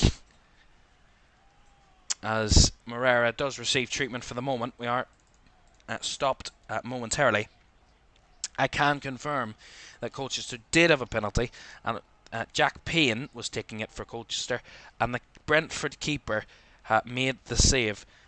Hakon Raffen Valdimarsson, easy for me to say, Valdimarsson made the save. An incredible goalkeeping save that could have been a wonderful effort for Colchester, a wonderful chance to get back level in the game. The Premier League side hold on by the barest of margins in the end on that one. Still going, so there's still a chance for the League 2 side. Morera's back to his feet, and it looks like his night might be coming to an end all of a sudden, because he's applauding the crowd as he danders off. And it looks like Nico Williams is going to make way. Is going to be coming on for Eric Da Silva Morera. He is, and Callum Hudson-Odoi is also ready on the sideline. So a swap in coming here. Ramon Sosa is going to come off. He's going to be replaced by Callum Hudson-Odoi, and Eric Da Silva Morera is going to be replaced by Nico Williams. So a double substitution there for Forest. With just over 20 minutes to go in that one.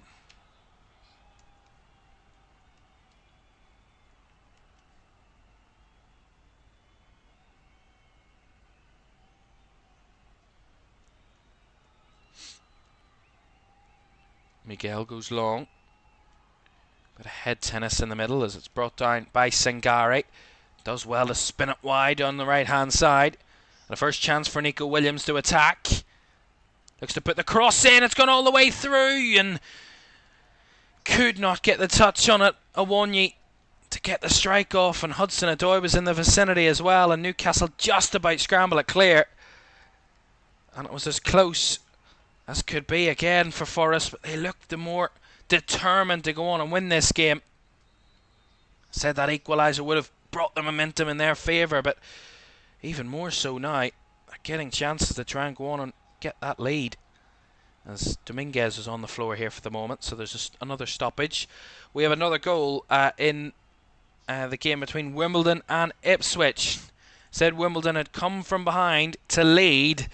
Well, Ipswich are not giving up and going out without a fight, because it is 2-2, and they got a slice of luck. The keeper tried to come out and palm the ball away and ended up colliding with the Ipswich player and ended up in the back of his own net. Connor Chaplin that is credited with that goal for Ipswich. It is Wimbledon 2, Ipswich 2. Remember, little to more than about 5 minutes to go in all of those games, and there's a goal at the London Stadium as well, between an all Premier League tie between West Ham and Bournemouth. We'll get to that in a moment for you, because that is huge, because that could have stopped penalties. Remember, any game level after 90 minutes will head straight to penalties, and West Ham have taken the lead. I've just seen it, and Jared Bowen is running away celebrating. The man who got one of West Ham's 2 goals against Crystal Palace at the weekend looks to have added another to his already incredible tally, and it's just cascaded off him. Again, another lucky goal, but luck nonetheless. Flicked through by Paqueta. Bowen has it taken off him, and it falls to Kudus, who has the shot, and it bounces off Bowen and into the back of the net. You could call it lucky, but the best of the strikers are there when they're needed to be, and the deflection certainly took it past the Bournemouth keeper. West Ham 1, Bournemouth 0. So at the moment there's 2 games going to penalties as it stands. At Cardiff Southampton and Wimbledon Ipswich are the 2 games that are level at the moment, including this one, remember. Nottingham Forest and Newcastle is the other one, but from those early games, those are the only 2 that are level. We'll update you if anything changes in the last few seconds of those games. Here's Barnes dragged back there by Alex Moreno, and a free kick for Newcastle, and a yellow card going the way of Moreno. Quite a lot of yellow cards coming out in the second half, just for cynical little fouls. Yeah, there's no doubt about it. He's literally got Harvey Barnes by the hips there and dragging him down. Here is Harvey Barnes after that free kick on the right flank. Barnes looks to chip it across to the back post, and Nico Williams does well in covering the back post against Anthony Gordon. As Forest are going to get the free kick ticket given against them here. Awonyi feels he was impeded there by Dan Burn, but the free kick went the opposite direction. Here come Newcastle. Hall, Gordon, the crowd booing the Newcastle team as they come forward. Hall, weak effort, and it's cleared away by Forest once again. For the last few minutes, Newcastle looked the more threatening of the 2 teams, starting to get their attackers on the ball. The 2 that combined for that equalizer against Bournemouth, either side of the flanks, and Anthony Gordon and Harvey Barnes certainly threatening now. Here's Joe Linton, finds Longstaff, lovely 1-2. Isak finds Barnes, who has the shot charged down well by Moreno. Again, Newcastle have hit another gear now, and they're wanting to take the lead this time. It's lovely work by Joe Linton. Lovely give and go between Longstaff and Isak's ball ends up finding Harvey Barnes, who has a shot charged down by Moreno. But Newcastle on the front foot all of a sudden. Forest having to do a bit of defending. Hall to deliver the cross. Cleared away at the front post by Sangari. We'll go out for a Newcastle throw on the far right, on the right hand side.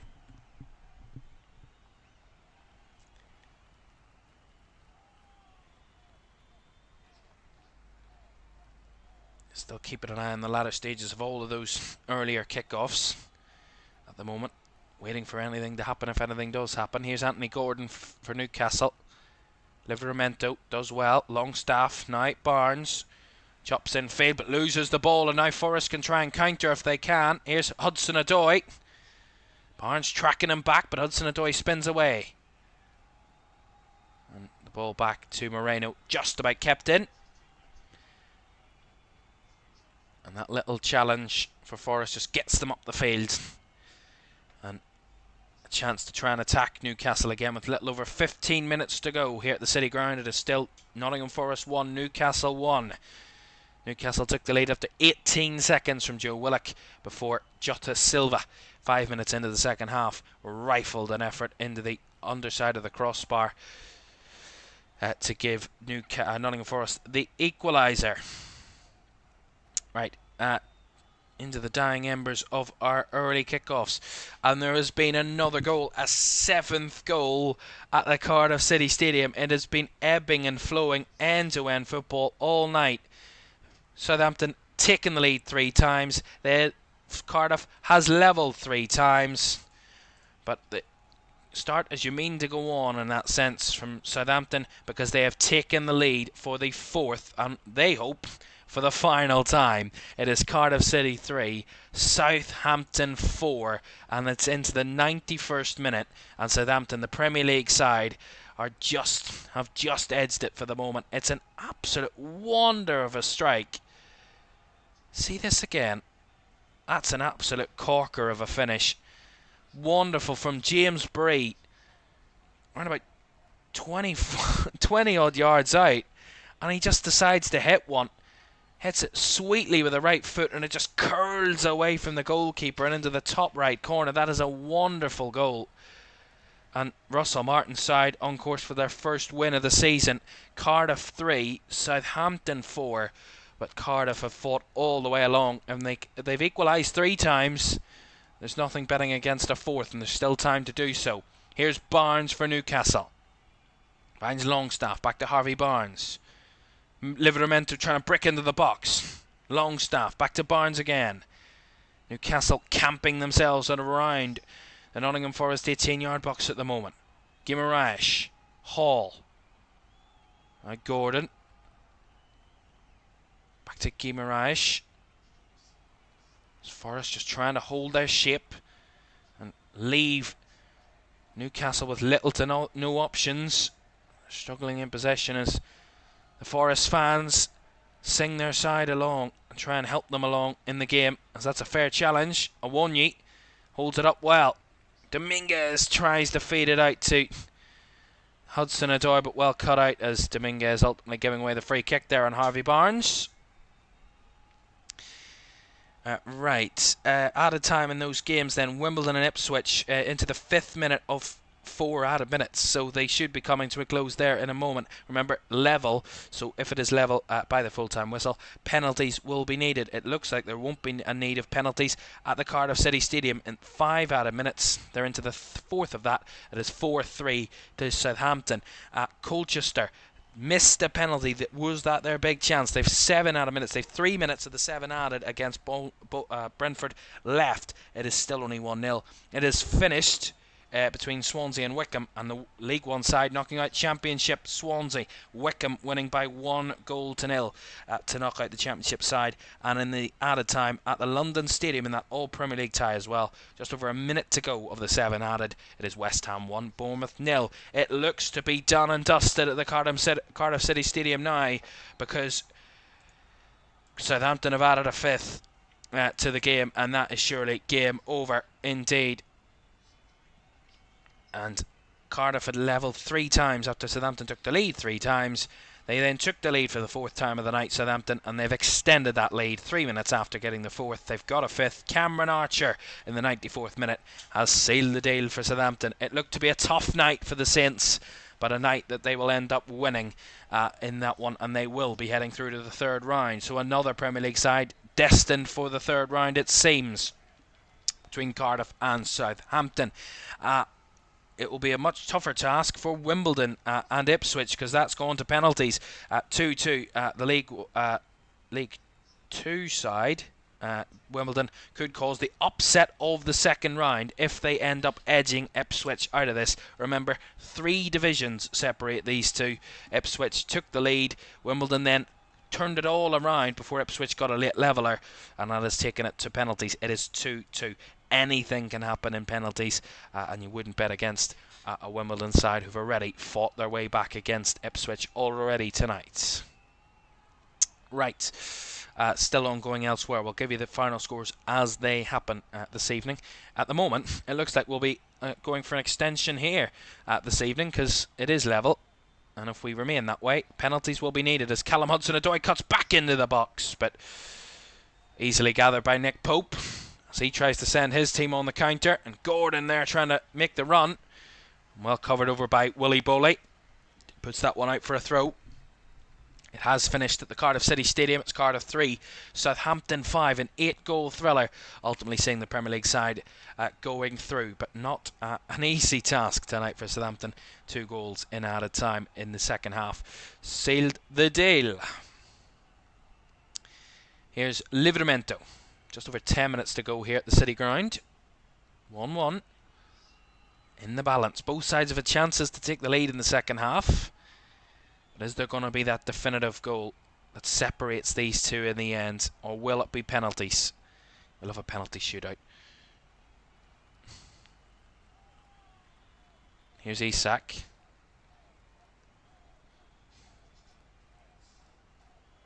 Joelinton. Back to Hall. Now Guimaraes on the back foot. Has to go back to his goalkeeper. Full time at the London Stadium, and that slightly lucky goal ultimately for West Ham. It doesn't really matter as Jared Bowen's credited with that goal, and he has got West Ham through to the third round. Penalties are being taken, as I said, between Wimbledon and Ipswich, and that is going to be a fascinating shootout for you, and we'll keep an eye on that shootout as and when it happens. Wimbledon are taking first in the shootouts, and we'll give you the final score out of that one when those penalties have concluded. But those penalties are underway. It is finished between Colchester and Brentford. Colchester had the chance to level through the penalty that they were given just 8 minutes before the 90th minute, but ultimately Brentford and Thomas Frank's side have held on a 1-goal lead. A 1-0 win is enough to see them through to the third round. So it looks like there is only one Premier League side that have been knocked out so far. Of course, we're destined to have at least 2 tonight because there are 2 All-Premier League ties. One of these 2 teams will be going home that we're watching this evening between Nottingham Forest and Newcastle, and Bournemouth have been knocked out as well. So every Premier League side that could have went through so far up to this point has went through, but of course Ipswich are in the balance against Wimbledon. Champions League update for you to tell you about this evening. Slovan Bratislava have levelled again against Midtjylland with 8 minutes to go in that one. It is 2-2, so it's all in the balance. Extra time surely destined for those. I was about to say that Lille had levelled against Slavia Prague and making it a real confidence boost for Lille that they could be going through, but Slavia Prague have just retaken the lead again. It is Slavia Prague 2, Lille 1. It is still 3-2 to Lille on aggregate, but if they score another Slavia Prague, it could go to extra time and possibly penalties. Right, back to the City Ground. Newcastle have a corner. Newcastle have a corner. I was getting concerned there. I thought I'd read the wrong side, but Newcastle have the corner. Anthony Gordon over this one. Goal now surely would be the winner. Will it come? Or will penalties be needed? Right-footed delivery by Gordon. Headed at the back post and headed wide by Dan Burn. Big opportunity for the tiring defender, but he just couldn't get it on target. Lovely ball by Gordon to the back post, and Burn has a free header. Probably should do better with that header and just directs it. Try to direct it into the near post, but ended up putting it wide.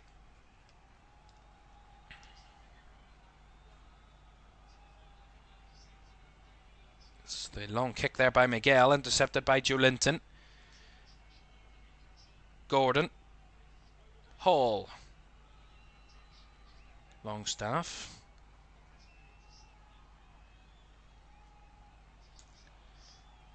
So there's a tussle there between the two of the players as Gordon comes away with the ball now. Longstaff. Out to the right hand side comes Barnes. Newcastle certainly pushing as Livramento on the overlap. Skips past his man, byline, cuts it back. Barnes hits it wide. Again, very close.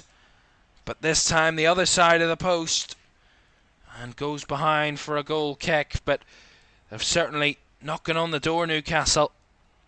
two very good chances in the last minute or so that they probably should be taking.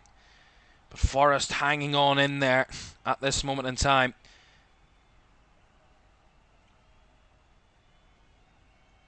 As it's a real dramatic penalty shootout between Wimbledon and Ipswich.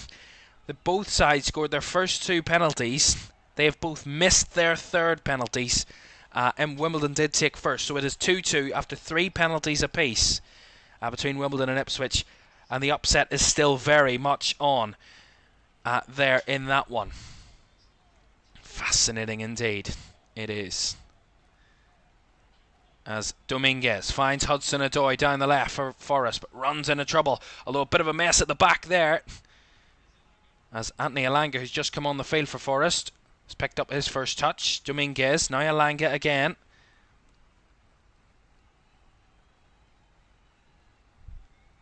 Dominguez. Anthony Elanga replacing Elliot Anderson, by the way, in the last few minutes. Here is Elanga looking to cross it into the box to the back post. And the run in there from Nico Williams. Lewis Hall had him covered all the way. And he's certainly making a threat there, was the Welshman. Really good cross with the right foot, and Williams just trying to stretch for it. Lewis Hall does get head up behind.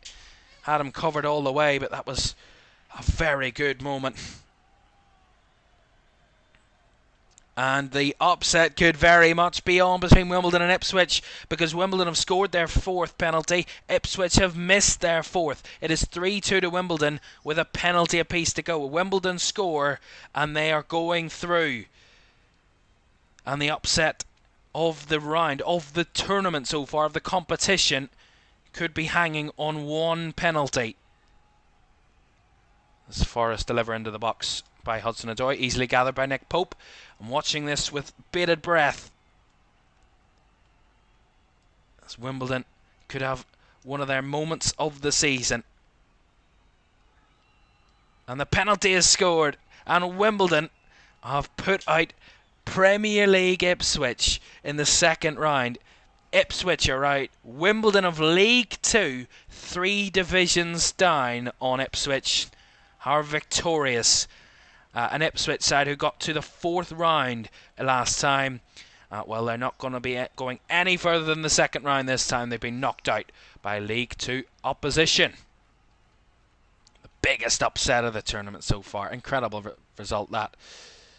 As Guimarães' cross cleared away by Forest. 3 minutes to go here at the City Ground before we might need penalties of our own to decide a winner. Here's Longstaff. Newcastle did do it the hard way a couple of times previously. They did go out on penalties against Chelsea last season. Are we hoping that they have, if they go to penalties, they'll have better luck this time? As Livramento was fouled there by Sangare, who gets a yellow card.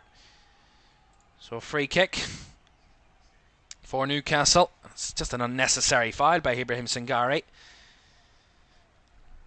Cross comes in, palmed away by Miguel. But again, in the balance, this one at the late stages could go either way. Guimarães, Livramento, back to Kraft, who goes all the way back to his keeper.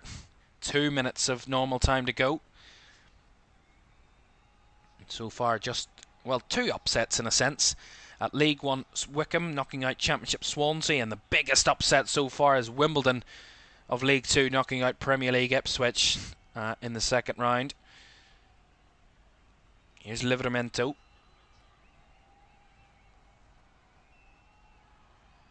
Back to Joe Linton. Cross now to Byrne. Now Hall. Joe Linton again. Lewis Hall. Out to Anthony Gordon. Up against Nico Williams. Gordon gets past Williams. Drives in field. Gordon looking for an option. Square. Plays a lovely ball out to the right hand side for Harvey Barnes. Cuts it back to Livramento, who crosses into the box. Cleared away by Bowley. Falls for Lewis Hall, who gets a big save out of Miguel. That was a lovely shot by Lewis Hall. And the keeper, Carlos Miguel for Nottingham Forest, who's been called into action multiple times tonight. He's made some big saves. And he's made just another one there. Lewis Hall caught it cleanly. Really good effort, and it's a strong palming of the ball there by Carlos Miguel as the resulting corner comes to nothing for Newcastle. Goodness me. How long will be added on to the end of the 90 here before there may be a need for penalties?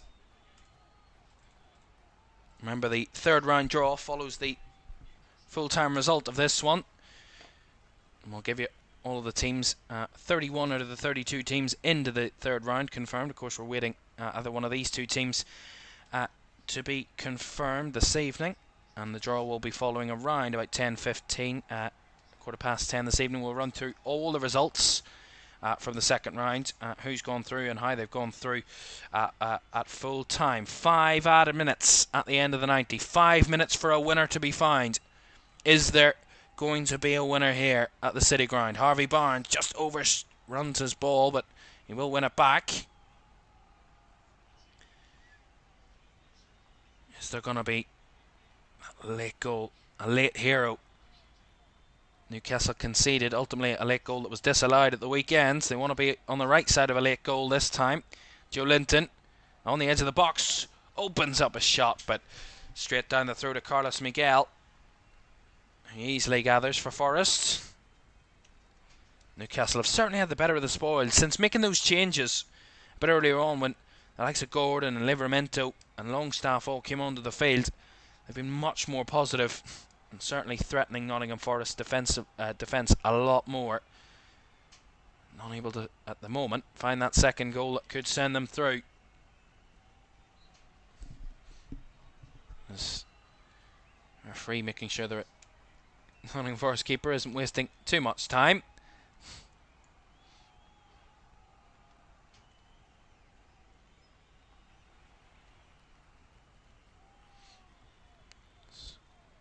Goes long. Ball bounces up into the air. Dominguez tried to win it, and in trying to win so, he lost his footing and was challenged there. So Forest get a free kick. High up in Newcastle's half, so this could be a promising moment for the home side. Just over 3 minutes of added time to go. Newcastle have had more than enough chances to try and find a winner. Is it Forest's turn to have a good chance from this set piece?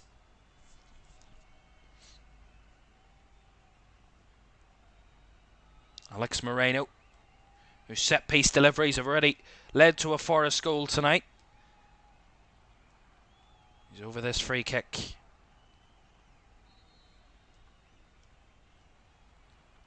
Left-footed delivery, whipped across the box and hooked away by Alexander Isak there for Newcastle. Back out for the throw-in for Forest. Not only a great attacker, clear balls away and do the defensive side of the work for his team. It's Moreno to take this throw-in. I think he might be going for the long throw here. He's measuring up for it. Moreno goes for that long throw again. As that's cleared away by Newcastle. Convincingly so. Here's Milinkovic. And all the way back from Sangare. All the way back to Miguel, who goes long. Trying to find a runner in behind. And Nico Williams has made a rare run. And he's battling down Byrne. But Byrne just about gets it back to Nick Pope. Similarly to Awanya a bit earlier on, he just snuck up on the Newcastle centre-back, did Nico Williams, and Byrne did just about enough to see him off there. 90 seconds of the 95 minutes to go. Still 1-1. Is there one final chance? Here's Joe Linton. Finds Anthony Gordon. Steps in field and has this shot straight at the keeper. Probably could have done better there, Anthony Gordon, and I think the frustration on his face proves that he in himself felt he could have done better with that chance. And easy gather for the Forest keeper, who will be lapping that up all day long. Those types of opportunities. And with just 1 minute or so to go, are we destined for penalties?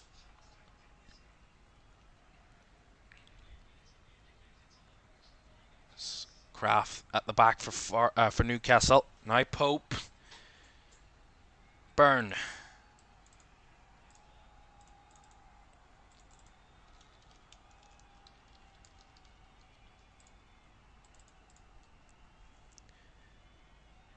Lewis Hall, 30 seconds to go.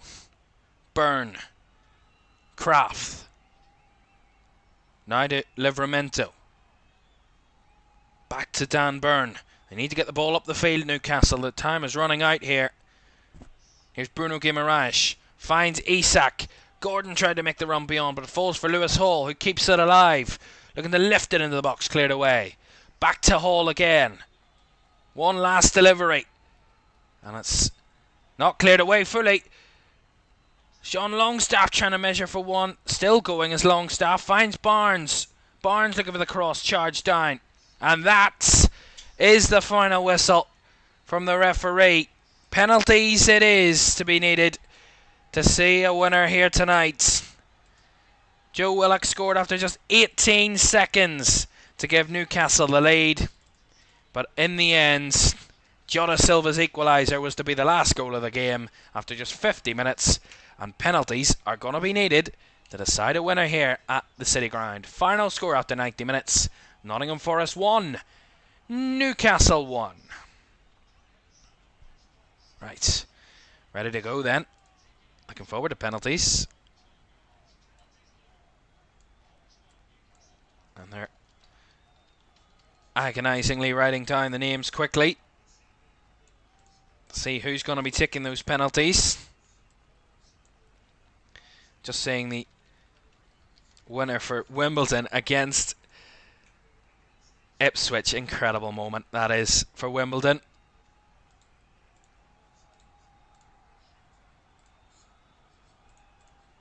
Not seen many penalty shootouts so far in this tournament so far, or in the competition, and we will see a shootout here tonight. We've already seen a Premier League side upsetted and knocked out through penalties. Of course, one of these two teams will be knocked out, and both Premier League sides, of course. Wolves, another Premier League side going through this evening. They beat Championship Burnley.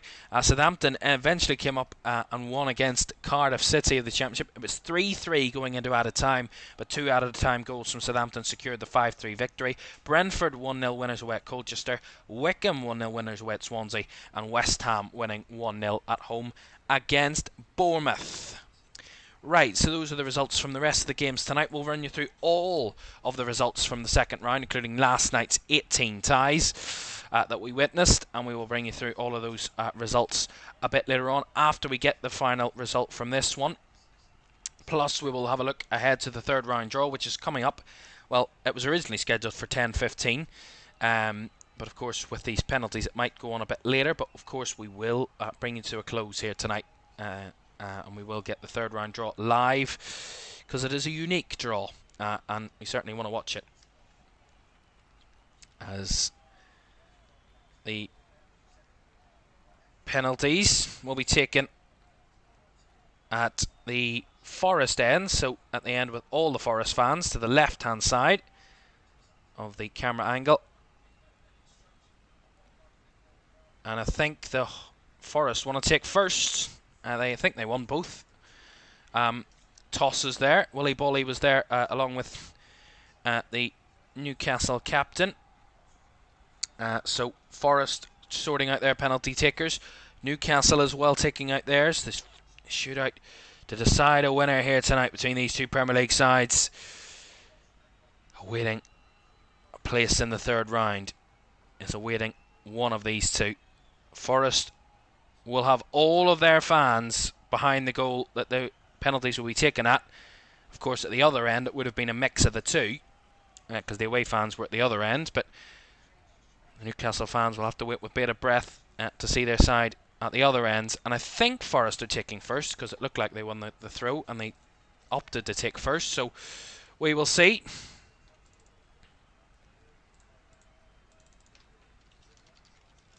And they're ready to go here now.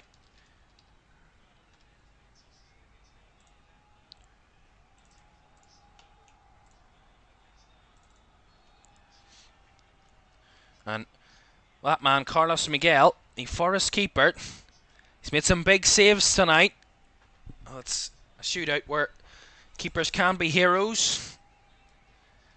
And I think he's got a special water bottle, I'm guessing, because he told the referee to wait before he came over to join Nick Pope, his opposing keeper. And I think he might have a special water bottle that'll tell him which way to dive, I'm guessing, because he's got it covered up with a towel.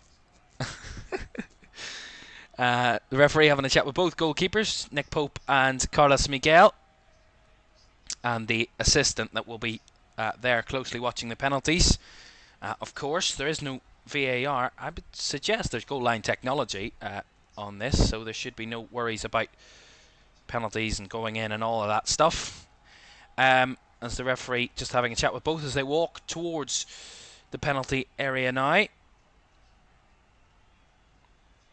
we see that similar idea of both teams lined up on the halfway line, and it is the first up will be Callum Hudson-Odoi, the substitute tonight for Nottingham Forest, will be the first to take a penalty this evening.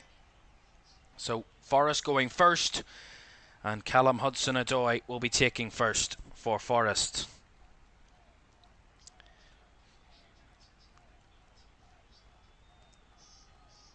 Well, it's been 18 years since Forest lost a penalty shootout. They do want to keep that record going. And Hudson-Odoi steps up first against Nick Pope. Hudson-Odoi. Right-footed and a lovely penalty. Put the height behind it. The keeper guessed the right way in the far right corner, but the height behind it took a past Nick Pope, and Callum Hudson-Odoi gets the first penalty and scores the first penalty of the shootout. And the man of his opposite number, Newcastle's number 14, Alexander Isak, is going to be taking Newcastle's first penalty. So this is the time for 6'8" Carlos Miguel to try and use that extra few inches of height that he has to cover as much of the goal as possible and stop Alexander Isak, who, with the precision of his finishes, Isak could even beat a 7-foot goalkeeper. Let's see, Isak stepping up for Newcastle to level it in the shootout. He does, right up the middle. The keeper dives, and Isak goes right up the middle to level in the shootout. 1-1. Looked completely absent of any nerves there. Next up for Forest is Milenkovic. Came on in the second half. Nikola Milenkovic, a 26-year-old Serbian, joined Forest from Fiorentina in the summer, and now wants to make his name known at Forest. Up to take the second penalty for the home side. Nail-biting moments for those home fans. Milenkovic against Nick Pope. Milenkovic scores. Rolls it into the bottom right corner. Nick Pope dived early, and Milenkovic slotted it into the bottom right corner. And Forest are back in front. 2-1. Next up, Joe Linton for Newcastle. Well, he had certainly had a game to forget at the weekends in the Premier League against Bournemouth. He had his fair shares of tussles with a goalkeeper at the weekend as well. And now he has a chance to get Newcastle back level in the shootout once again. Miguel against Joe Linton. Taking his time. Right footed, and it's saved by Carlos Miguel. Joe Linton tried to delay taking the penalty, but he only got in his own head. And he has his penalty saved by Carlos Miguel. Right footed penalty, trying to go down the left hand side. The keeper dived and used all of that height that he has and that reach to palm it away. And he's jeering up the crowd now as Carlos Miguel after that penalty save. And Joe Linton has his penalty save, the first to miss in the shootouts. Next up, Nico Williams to give Forest a bit of daylight in the shootout. to make it 3 from 3. Nico Williams does score. Another beautiful penalty. Another similar to Callum Hudson-Odoi's penalty. Not much pace and power behind it, but the height took it well past Nick Pope. And now Bruno Guimaraes has to do a bit of a rescue job now for Newcastle. Miguel's reading that water bottle pretty intensely again. And he's just setting it down. As Eddie Howe looks on, a bit bemused by what's happening. This to give Newcastle a bit of hope in the shootout. This is a miss and it could be all over very soon. Bruno Guimaraes has to give Newcastle a bit of hope. Steps up and does score. Sneaks it past Miguel. Miguel does really well. Does dive the right way, but just the height again takes it past the goalkeeper. And Guimaraes just scored. Goes over to try and cheer up his goalkeeper. To try and do what Carlos Miguel did for Forest a moment or two ago. Ibrahim Sangare could make it 4 out of 4 for Forest. It would make it almost impossible for them to lose this shootout. Although, dare I say it, a 4th for Forest could be coming. Ibrahim Sangare to step up against Nick Pope. To extend Forest's lead in the shootout again. Sangare. Oh, hits the crossbar. Too much height behind it on that one. And Forest miss, which reignites the hope in the Newcastle fans. It just didn't really look didn't walk up with much conviction, did he? Ibrahim Sangare. And he just rifled it off the crossbar. I mean, Nick Pope dived right out of the way. If it had just rolled it, it would have went in, but tried to catch out Nick Pope and ended up hitting the crossbar. And Miguel has to do some magic once again for Forest if it's to keep them ahead. Anthony Gordon stares longingly at the ball before he sets it down. This to get Newcastle back level in the shootout with a penalty apiece to go. Forest hoping for a miss. Gordon hoping to level it. Anthony Gordon stepping up and scores 3-3. Lovely penalty.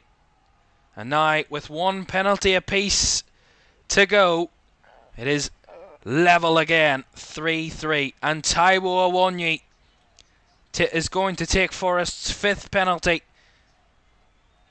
It's now must score for Forest. And if he doesn't score, Newcastle will have a chance of winning it. Similarly, if he does score, it will be must score for Newcastle when they step up for their 5th. If they both score or both miss, we go to sudden death. All hanging on these next two penalties. Even more nail-biting for those Forest fans as they watch on. Taiwo Awoniyi, the number 9 at Forest. Skies it! Taiwo Awoniyi has scrambled a chance. An awful penalty. And it's now score and you're through for Newcastle. From a 3-2 lead to now possibly on the verge of losing 4-3 Forest. Miguel has to save this, otherwise Newcastle are going through. Taiwo Awoniyi, it's even worse than Sangare's penalty. 2 woeful penalties. And now Sean Longstaff, who bleeds Newcastle colours, steps up and sends them through. They've made it to the 3rd round. Penalty drama last season that they were on the wrong end of, Newcastle, beaten by Chelsea, but they've redeemed themselves in the 2nd round this time. From a moment of pure desolation in the shootout when they were looking glumly on as they missed their penalty, they had it saved But Forest scored their first 3, failed to convert their following 2, and ultimately fall on the sword of Newcastle. And Sean Longstaff, you couldn't write it any better. Longstaff, who I said bleeds Newcastle, he has sent them through to the third round. Shootouts are never simple and are never done and dusted simply either. But tonight, we've seen another dramatic penalty shootout that sees Nottingham Forest out and Newcastle going through. For the first time in their history, Forest have now lost 4 straight League Cup games. Final score after penalties, 1-1 after 90 minutes. Newcastle win 4-3 in the shootouts. Wow. Newcastle are through then to the third round draw, which we'll be watching very, very shortly here on LFS. It's been a dramatic night of pure absolute drama. It's been crazy from minute 1. The second round concludes with its most dramatic game and its most exciting result. To Premier League sides who couldn't be separated in 90 minutes, and right up until the final, penalties couldn't be separated either. But penalty, the ultimate decider in football, always has a winner. May take a while, but they always have a winner. Right, so that concludes our 7 ties of the night. The draw coming very, very shortly for the third round. We'll explain all the details of that. Do stay with us as we will round up all of the second round results when we come back. Do stay with us.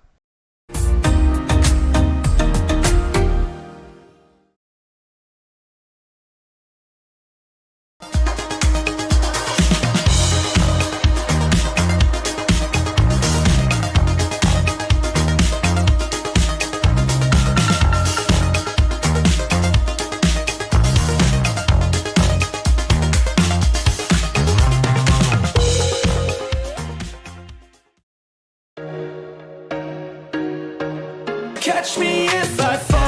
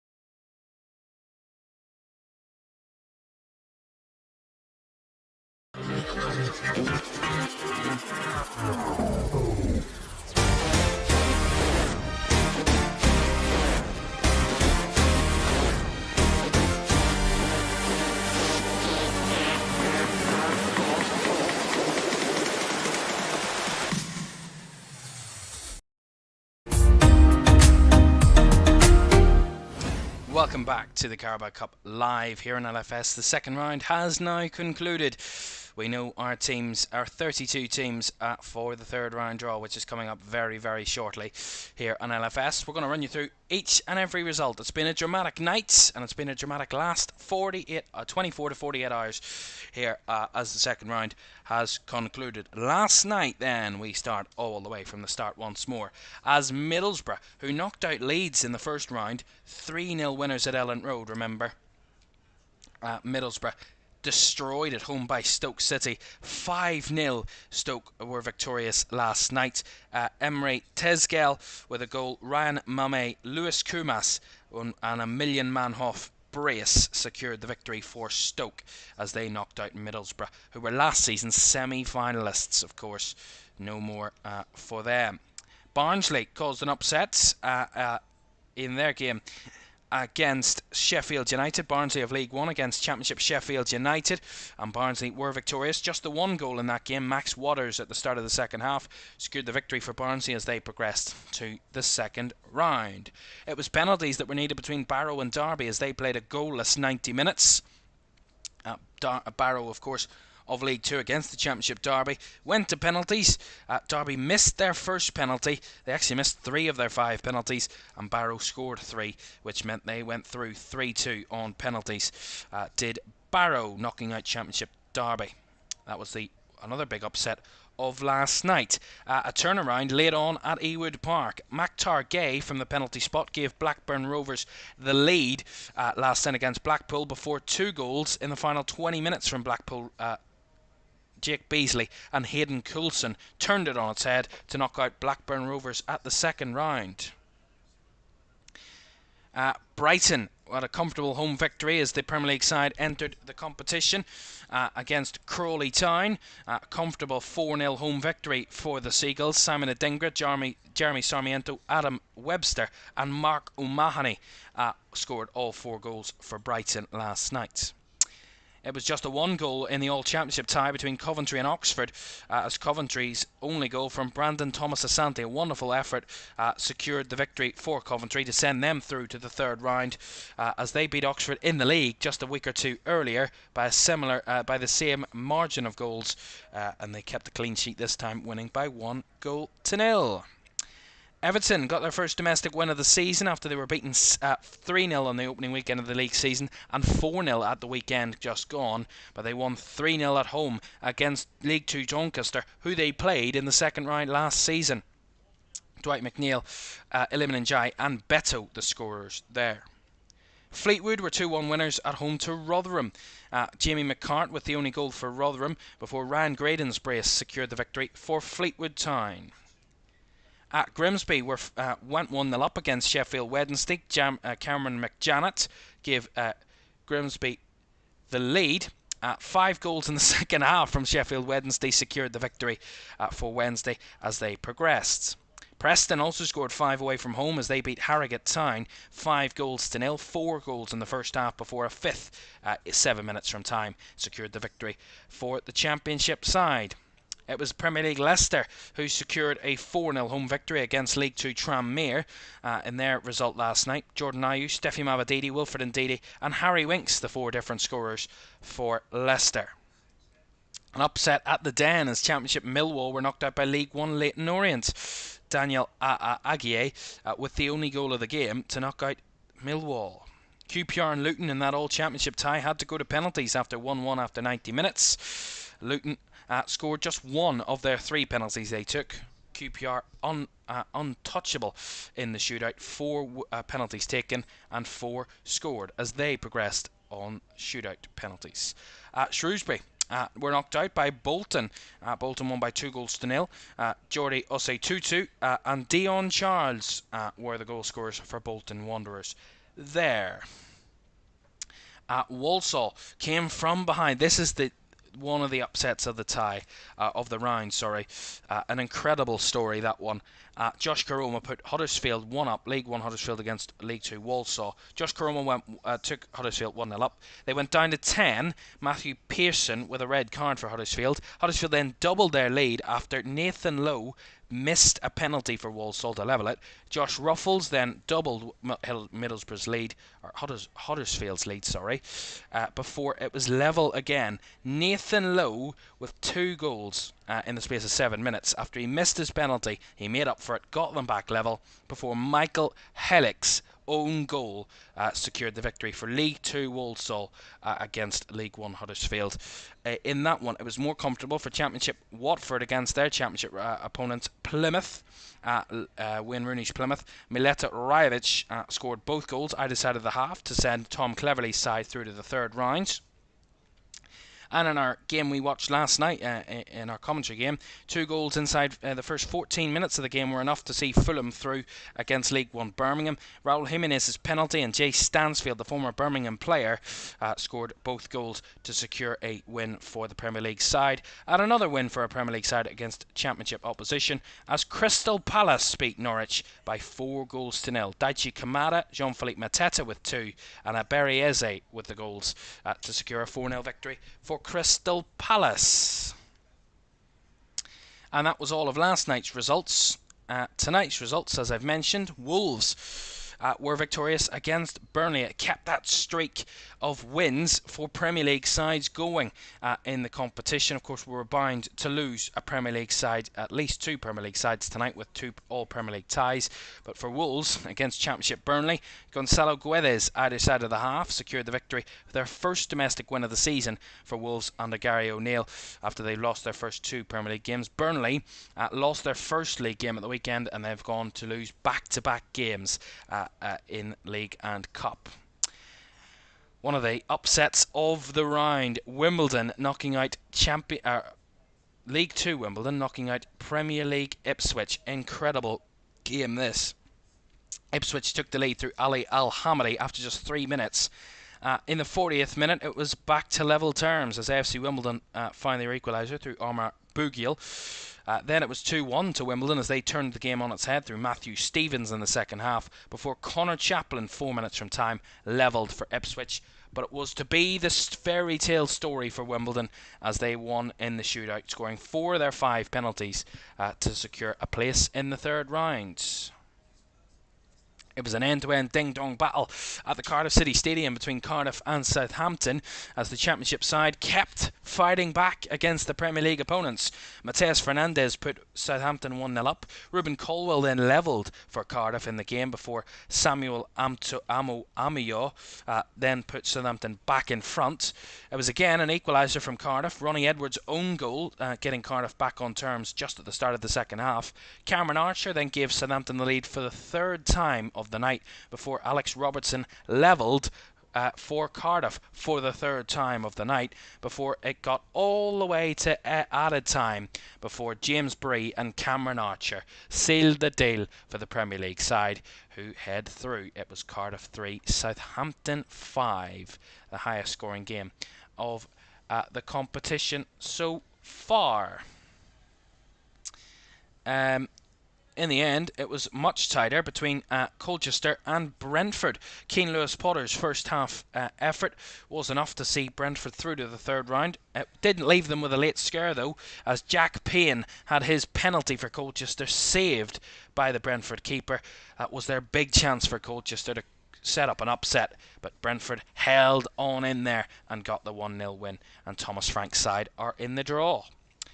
Wycombe had to do the exact same. League 1 Wycombe away at Championship Swansea. Richard Coney gave Wycombe the lead. I'm mixing up my words tonight. Richard Coney gave Wycombe the lead in the first half. It was to be the only goal of the game as Swansea drew a blank. Although they did have quite a number of chances to try and level the game, Wycombe did end up seeing it out and knocking out the Championship side.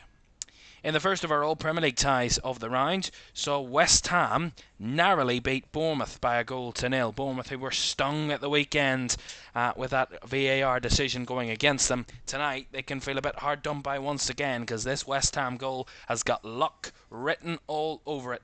It was good play as Mohamed Kudus took the shot, deflected off Jared Bowen and went into the back of the net. And that was in the 86th minute. There wasn't much time for Bournemouth to react, and in the end it finished West Ham 1, Bournemouth 0. And the final tie of the round saw Nottingham Forest and Newcastle head to penalties. Newcastle took the lead of just 18 seconds, as you've heard this evening, through Joe Willock.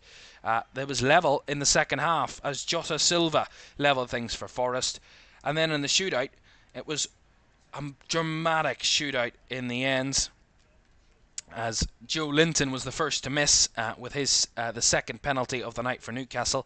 It went to 3-2 with 3 penalties taken apiece, and Forest missed their 4th and 5th penalties. Newcastle, contrastingly, scored their last 2, and that sent them through. Sean Longstaff for the winning penalty, the man who bleeds and breathes Newcastle United, sending them through to the third round. That is all of the ties from the second round. To confirm for you, those teams through then: Stoke, Barnsley, Barrow, Blackpool, Brighton, Coventry, Everton, Fleetwood, Sheffield Wednesday, Preston, Leicester, Leyton Orient, QPR, Bolton, Walsall, Watford, Fulham, Crystal Palace, Wolves, Wimbledon, Southampton, Brentford, Wycombe, West Ham and Newcastle United. So, the third round draw is coming up in just a moment, very, very shortly, so do not go away. That draw is coming up and you will get the live draw here. It is a bit more complicated than usual. Usually it's just 32 teams in a bowl, you pick them out, and the first team plays the second team, blah, blah, blah, blah, blah.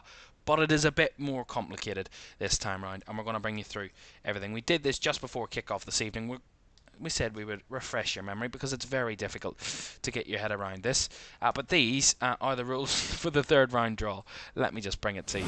So, to ensure that there is no clash of fixture dates, conditions will be implemented during the third round draw to ensure a club participating in the Champions League does not draw a club participating in the Europa League, because both competitions get underway in the same week that the Carabao Cup is being played. Therefore, there could be a clash of fixtures if a Champions League side is drawn against a Europa League side. Therefore, as I said, there's conditions in this one. The draw consists of the 32 clubs, 25 winners from round 2, and the 7 Premier League clubs that are yet to join the competition. Those are the 7 teams that finished in the top 7 of the Premier League last season. Of course, they are Manchester City, Arsenal, Liverpool, Aston Villa, Manchester United, Tottenham and Chelsea. Now, Bowl 1, there will be 2 bowls in the draw. Bowl 1 will consist of the 6 Champions League and Europa League clubs. Now, you may be wondering, there's 7 Premier League clubs coming into this one, and there's 7 Premier League clubs involved in Europe. Well, Chelsea are not involved in this because the Europa Conference League does not begin until October. They're still not through, but that competition does not begin until October, so there's no worry about that. So the Champions League and Europa League clubs all in that bowl. Those 6 clubs, I'll reaffirm for you, are Manchester City, Aston Villa, Arsenal, Liverpool, Tottenham and Manchester United. None of those clubs can draw each other in the third round. For the second bowl, that will consist of the remaining 26 clubs, the 25 winners from round 2 that we've just witnessed over the last 2 nights, and Chelsea, the other of one of those 7 Premier League clubs entering at this stage. A pre-draw was taken before kick-off this evening between Nottingham Forest and Newcastle. We'll bring you the result of that in a moment. And that was to decide home and away positioning for clubs in Bowl 1 for the first 6 ties of the draw. Now, usually, the way a draw works is you pick from the first bowl, you pick for the bowl, the first team that comes out is usually the home side. To make sure that the 6 teams in Bowl 1 don't have that home advantage, there was a pre-draw to decide who will be home and away for that. So the first 6 ties will be drawn by alternating between 1 club from Bowl 1 and 1 club from Bowl 2. Now, Bowl 1 clubs, as I said, their positioning of home and away has already been decided, so they don't have any sort of extra benefit of that being in Bowl 1, and Bowl 2 have equal chance of being a home side. And the remaining 10 ties after the first 6 ties are drawn will all be drawn as normal from Bowl 2 only. The first side out of those last 10 ties will all be home sides as normally done in the draw. So, this was the pre-draw. So these, in order from top to bottom, are the first 6 ties. So the first bowls that will be drawn out from Bowl 1 are from Bowl 1. The first Champions League or Europa League side will be at home. The second will be at home. Third will be at home. And fourth will be at home. 5th and 6th ties drawn out from Bowl 1. The Europa League or Champions League sides will be away from home. It will make more sense when we do the draw. But that is just to confirm that for you. And here are the all-important ball numbers for that draw then, that we will be getting very, very shortly, because we're already 15 minutes over the draw originally being done, but of course, as we went to penalties, there's a bit more delays. But those are the ball numbers. We will read them out in full, but some key ones to pick out. Arsenal number 1, the holders Liverpool number 16, last year's runners-up Chelsea there at number 8, Man City number 17, Man United number 18. Of course, all of those sides 26 to 32. Wimbledon are through, so they're 26. Southampton are 27. Brentford are 28. Newcastle are 29. Wickham are 30, West Ham are 31, and Wolves are 32. Those are all of the ball numbers, and the draw will be getting underway very, very shortly. I'm hoping sooner rather than later, because we can't all be hanging around here all night waiting on this draw. Is already complicated as it is, and that draw surely not too far away. So, just to remind you of what's coming up then on LFS, because it's a busy week, a very busy week, and the Carabao Cup draw is on the way very shortly, so don't worry, we're not leaving you hanging here at this moment in time. But just to confirm what's coming up here on LFS over the next few days, tomorrow, no live football, but we have the new formatted Champions League draw. The new format of the Champions League, 36 teams now instead of 32, all in one league, no groups anymore, just the league stage for the Champions League now. And the live draw for that one is tomorrow at 5 o'clock. Of course, for you, 4 Premier League sides in that one. Arsenal, Manchester City, Liverpool and Aston Villa, all in that draw tomorrow from 5. And we're keeping a very close eye on that, because the first inaugural new format of the Champions League, and gone of the days of groups and all of that stuff. Just a league in the end. And also then more football to come for you on Friday. The Championship, we saw Luton and QPR face off in the Carabao Cup. Well, they face off in a reverse fixture here on Friday night live on LFS as Luton take on QPR at Kenilworth Road in the Championship Friday at 8 o'clock. That's set to be a very fascinating one. We also have Premier League action as well as some big action over the weekend as well. On Sunday lunchtime we will have Celtic Rangers, that Old Firm derby, the first Old Firm of the season.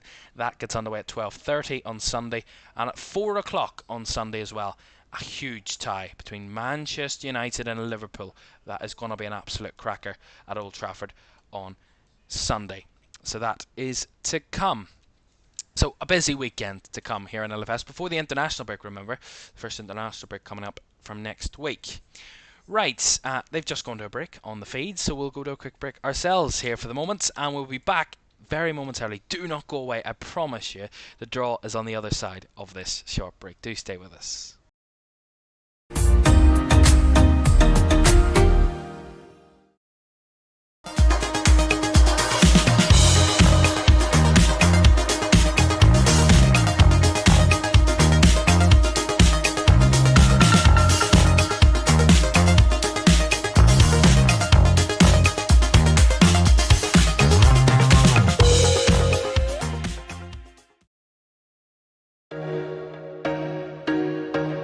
Catch me if I fall.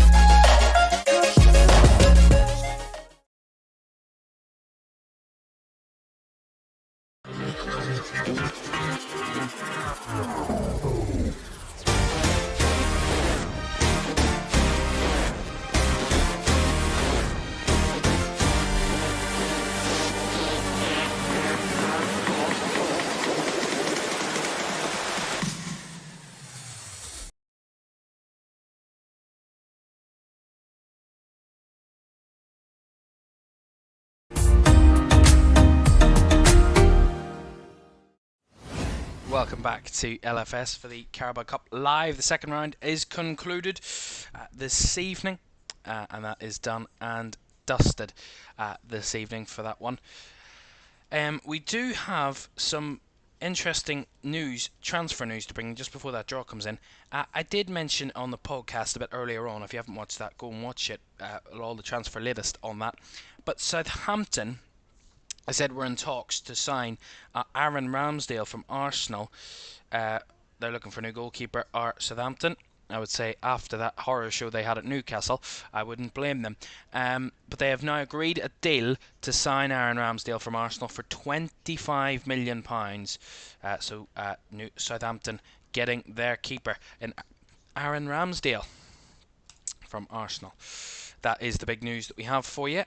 The draw is on the way very shortly. I do apologise that we are keeping you waiting, but if I had the choice to bring it forward, I would, but I don't have that kind of power. Unfortunately, we will put the ball numbers up for you, just to remind you of all those numbers. So if you see your team, those are the teams. Remember, the 26 to 32, they are... before kick-off, those were decided. Wimbledon are number 26, Southampton number 27, Brentford number 28, Newcastle 29, Wickham 30, 31 is West Ham, and 32 is Wolves. So they haven't been updated, but that is from the winners of tonight's ties. Jacob says, who does Man City have? Well, we haven't done the draw yet, but you'll know very shortly, because Man City will be one of the first 6 teams out because of the new conditions with the draw. So it will be certain that Arsenal, Aston Villa,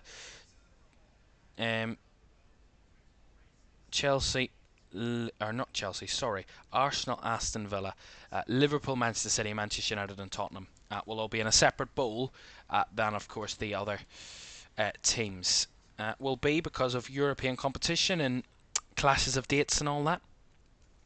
So the draw is about to get underway. Those are the ball numbers, so let's just run you through them all quickly then. Arsenal number 1, Aston Villa number 2, qualified for the Champions League last season, they're number 2. Barnsley are number 3 after knocking out Sheffield United. Barrow also got an upset against the Championship side, they're number 4. Blackpool came back against Blackburn, they're 5. Bolton are number 6. Brighton cruised to victory last night, they're number 7. Chelsea entering for the first time of the competition this season, they're number 8, beaten finalists last season, they're number 8. Coventry number 9, Palace 10, Everton are number 11, Fleetwood are number 12, Fulham are unlucky number 13, they were semi-finalists last season, beaten in the semi-final by the eventual winners Liverpool, they're number 13 are Fulham. Premier League side Leicester are number 14, League 1 Leyton Orient are 15, the holders Liverpool are 16, Manchester City are 17. Their city rivals, Manchester United, are number 18. Preston are number 19. 20 is QPR. 21 is Sheffield Wednesday. Stoke are number 22. 23 is Tottenham. Walsall 24. Watford 25. And as I already said, Wimbledon 26. Southampton 27. Brentford 28. Newcastle 29. Wickham 30. West Ham 31. And Wolves are number 32. Goodness me. It's an absolute mouthful. Right. And just to remind you then of that pre-draw condition that we had going. The first 6 ties that will be out will be from one bowl involving Champions League and Europa League sides. That is the rule of that. The first 4 ties to be called out, the Champions League or Europa League side from bowl 1 will be the home side, and for ties 5 and 6 that are pulled out, Champions League or Europa League team will be the away side in that pre-draw. I've never been involved in a more complicated and complex draw ever. But, you know, the first time for everything. And we are ready to go. Eventually. Thank the Lord. So there is that Bowl 1, Bowl 2. So Bowl 1 will be the 6 teams involved in Champions League or Europa League. That is Arsenal, Man City, Liverpool, Aston Villa, Man United and Tottenham. And then the other 26 teams, the 25 winners from round 2, and Chelsea, the other Premier League side entering this, will be going first. So to clear out the Champions League, Europa League teams, the first 6 ties will be drawn from Bowl 1, and then the other side will be drawn from Bowl 2. You'll get it whenever we get going. Right, so the first one to be at home for the first tie is number 16, and that is the holders Liverpool. Alright, very first. And they will face, and number 31 are West Ham United, who Liverpool beat in the quarterfinals last season. So West Ham will be heading to Anfield.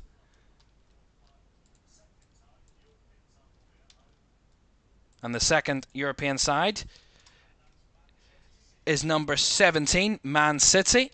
They will be at home. And they will face number 25, Watford, who were 2-0 winners against Wayne Rooney's Plymouth last night.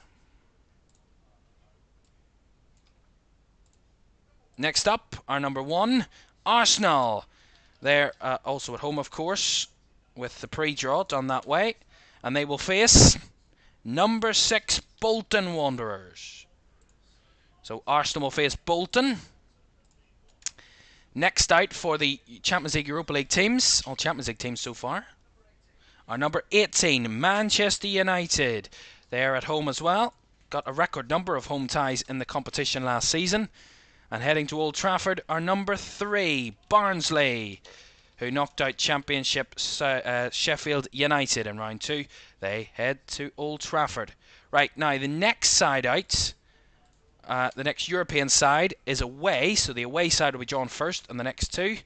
So we'll check the home side first, and that is number 30, and that is Wycombe Wanderers, who knocked out Swansea, and they will be facing, welcome number 2, Aston Villa. So Wycombe welcome Aston Villa. Aston Villa, who were knocked out by Everton in round 3 last season. They head to Wycombe in round 3. And the final one of those will be number 9, Coventry, and we know who they will be getting now. They will be, just to confirm it, the final European side is number 23, Tottenham Hotspur, who were knocked out in round 2 last season, Ange Postecoglou's side, by Fulham, and Coventry will be the hosts of Tottenham. So now it's as simple as before. Number and the side comes out will be home first. That hard bit is done. Number 24, Walsall. They had a comeback win against League 1 Huddersfield. So the League 2 side will welcome number 14, Leicester City. Leicester, who got a cruising home victory against Tranmere Rovers. They've already beaten League 2 opposition Leicester, and they'll have another League 2 opponent, this time away from home. Next to number 28, that is Brentford, who came very close tonight, beating Colchester. They were knocked out in round 3 by Arsenal last season, and they will face number 15, Leyton Orient, in the 3rd round. Next up is number 5, and that is Blackpool, who came back against Blackburn last night. And heading to Bloomfield Road will be number 21, and that is Sheffield Wednesday. Next up are number 19, and that is Preston. And Paul Heckingbottom in charge now after Ryan Lowe was let go of his duties, and they will play unlucky number 13, Fulham. So Preston against Fulham, last season's semi-finalists. Next are number 11, Everton. 3-0 winners against Doncaster of League 2 last night.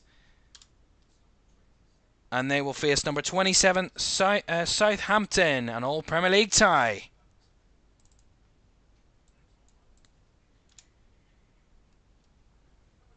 Next up are number 20, QPR. Won at home again at Loftus Road against Luton on penalties in round 2.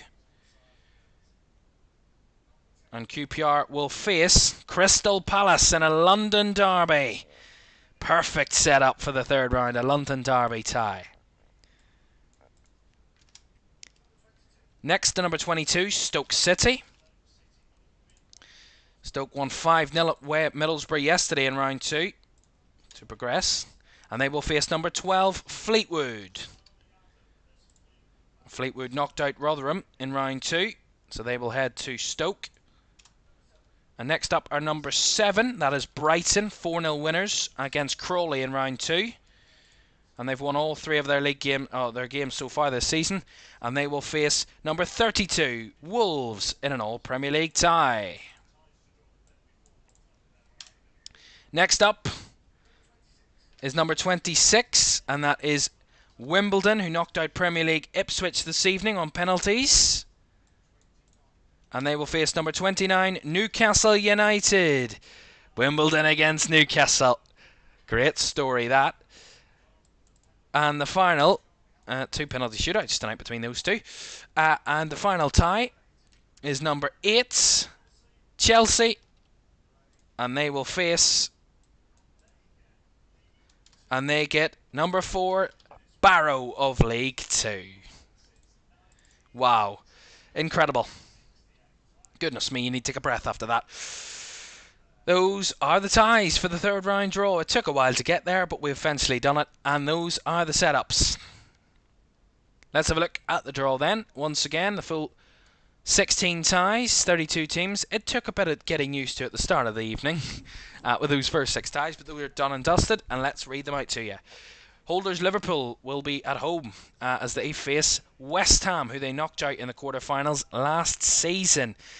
David Moyes was the manager of West Ham then. Julian Lopetegui will be the manager this time. Liverpool also under a new manager in Arne Slot to take charge of his first Carabao Cup tie.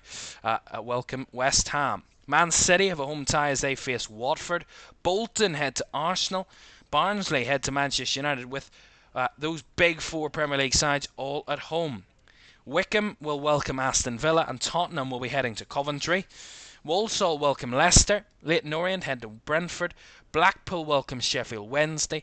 Preston will face Fulham. Southampton and Everton face off at Goodison for that All-Premier League tie. QPR and Crystal Palace face off for that London derby at Loftus Road. Stoke welcome Fleetwood. Wolves head to Brighton in an All-Premier League tie.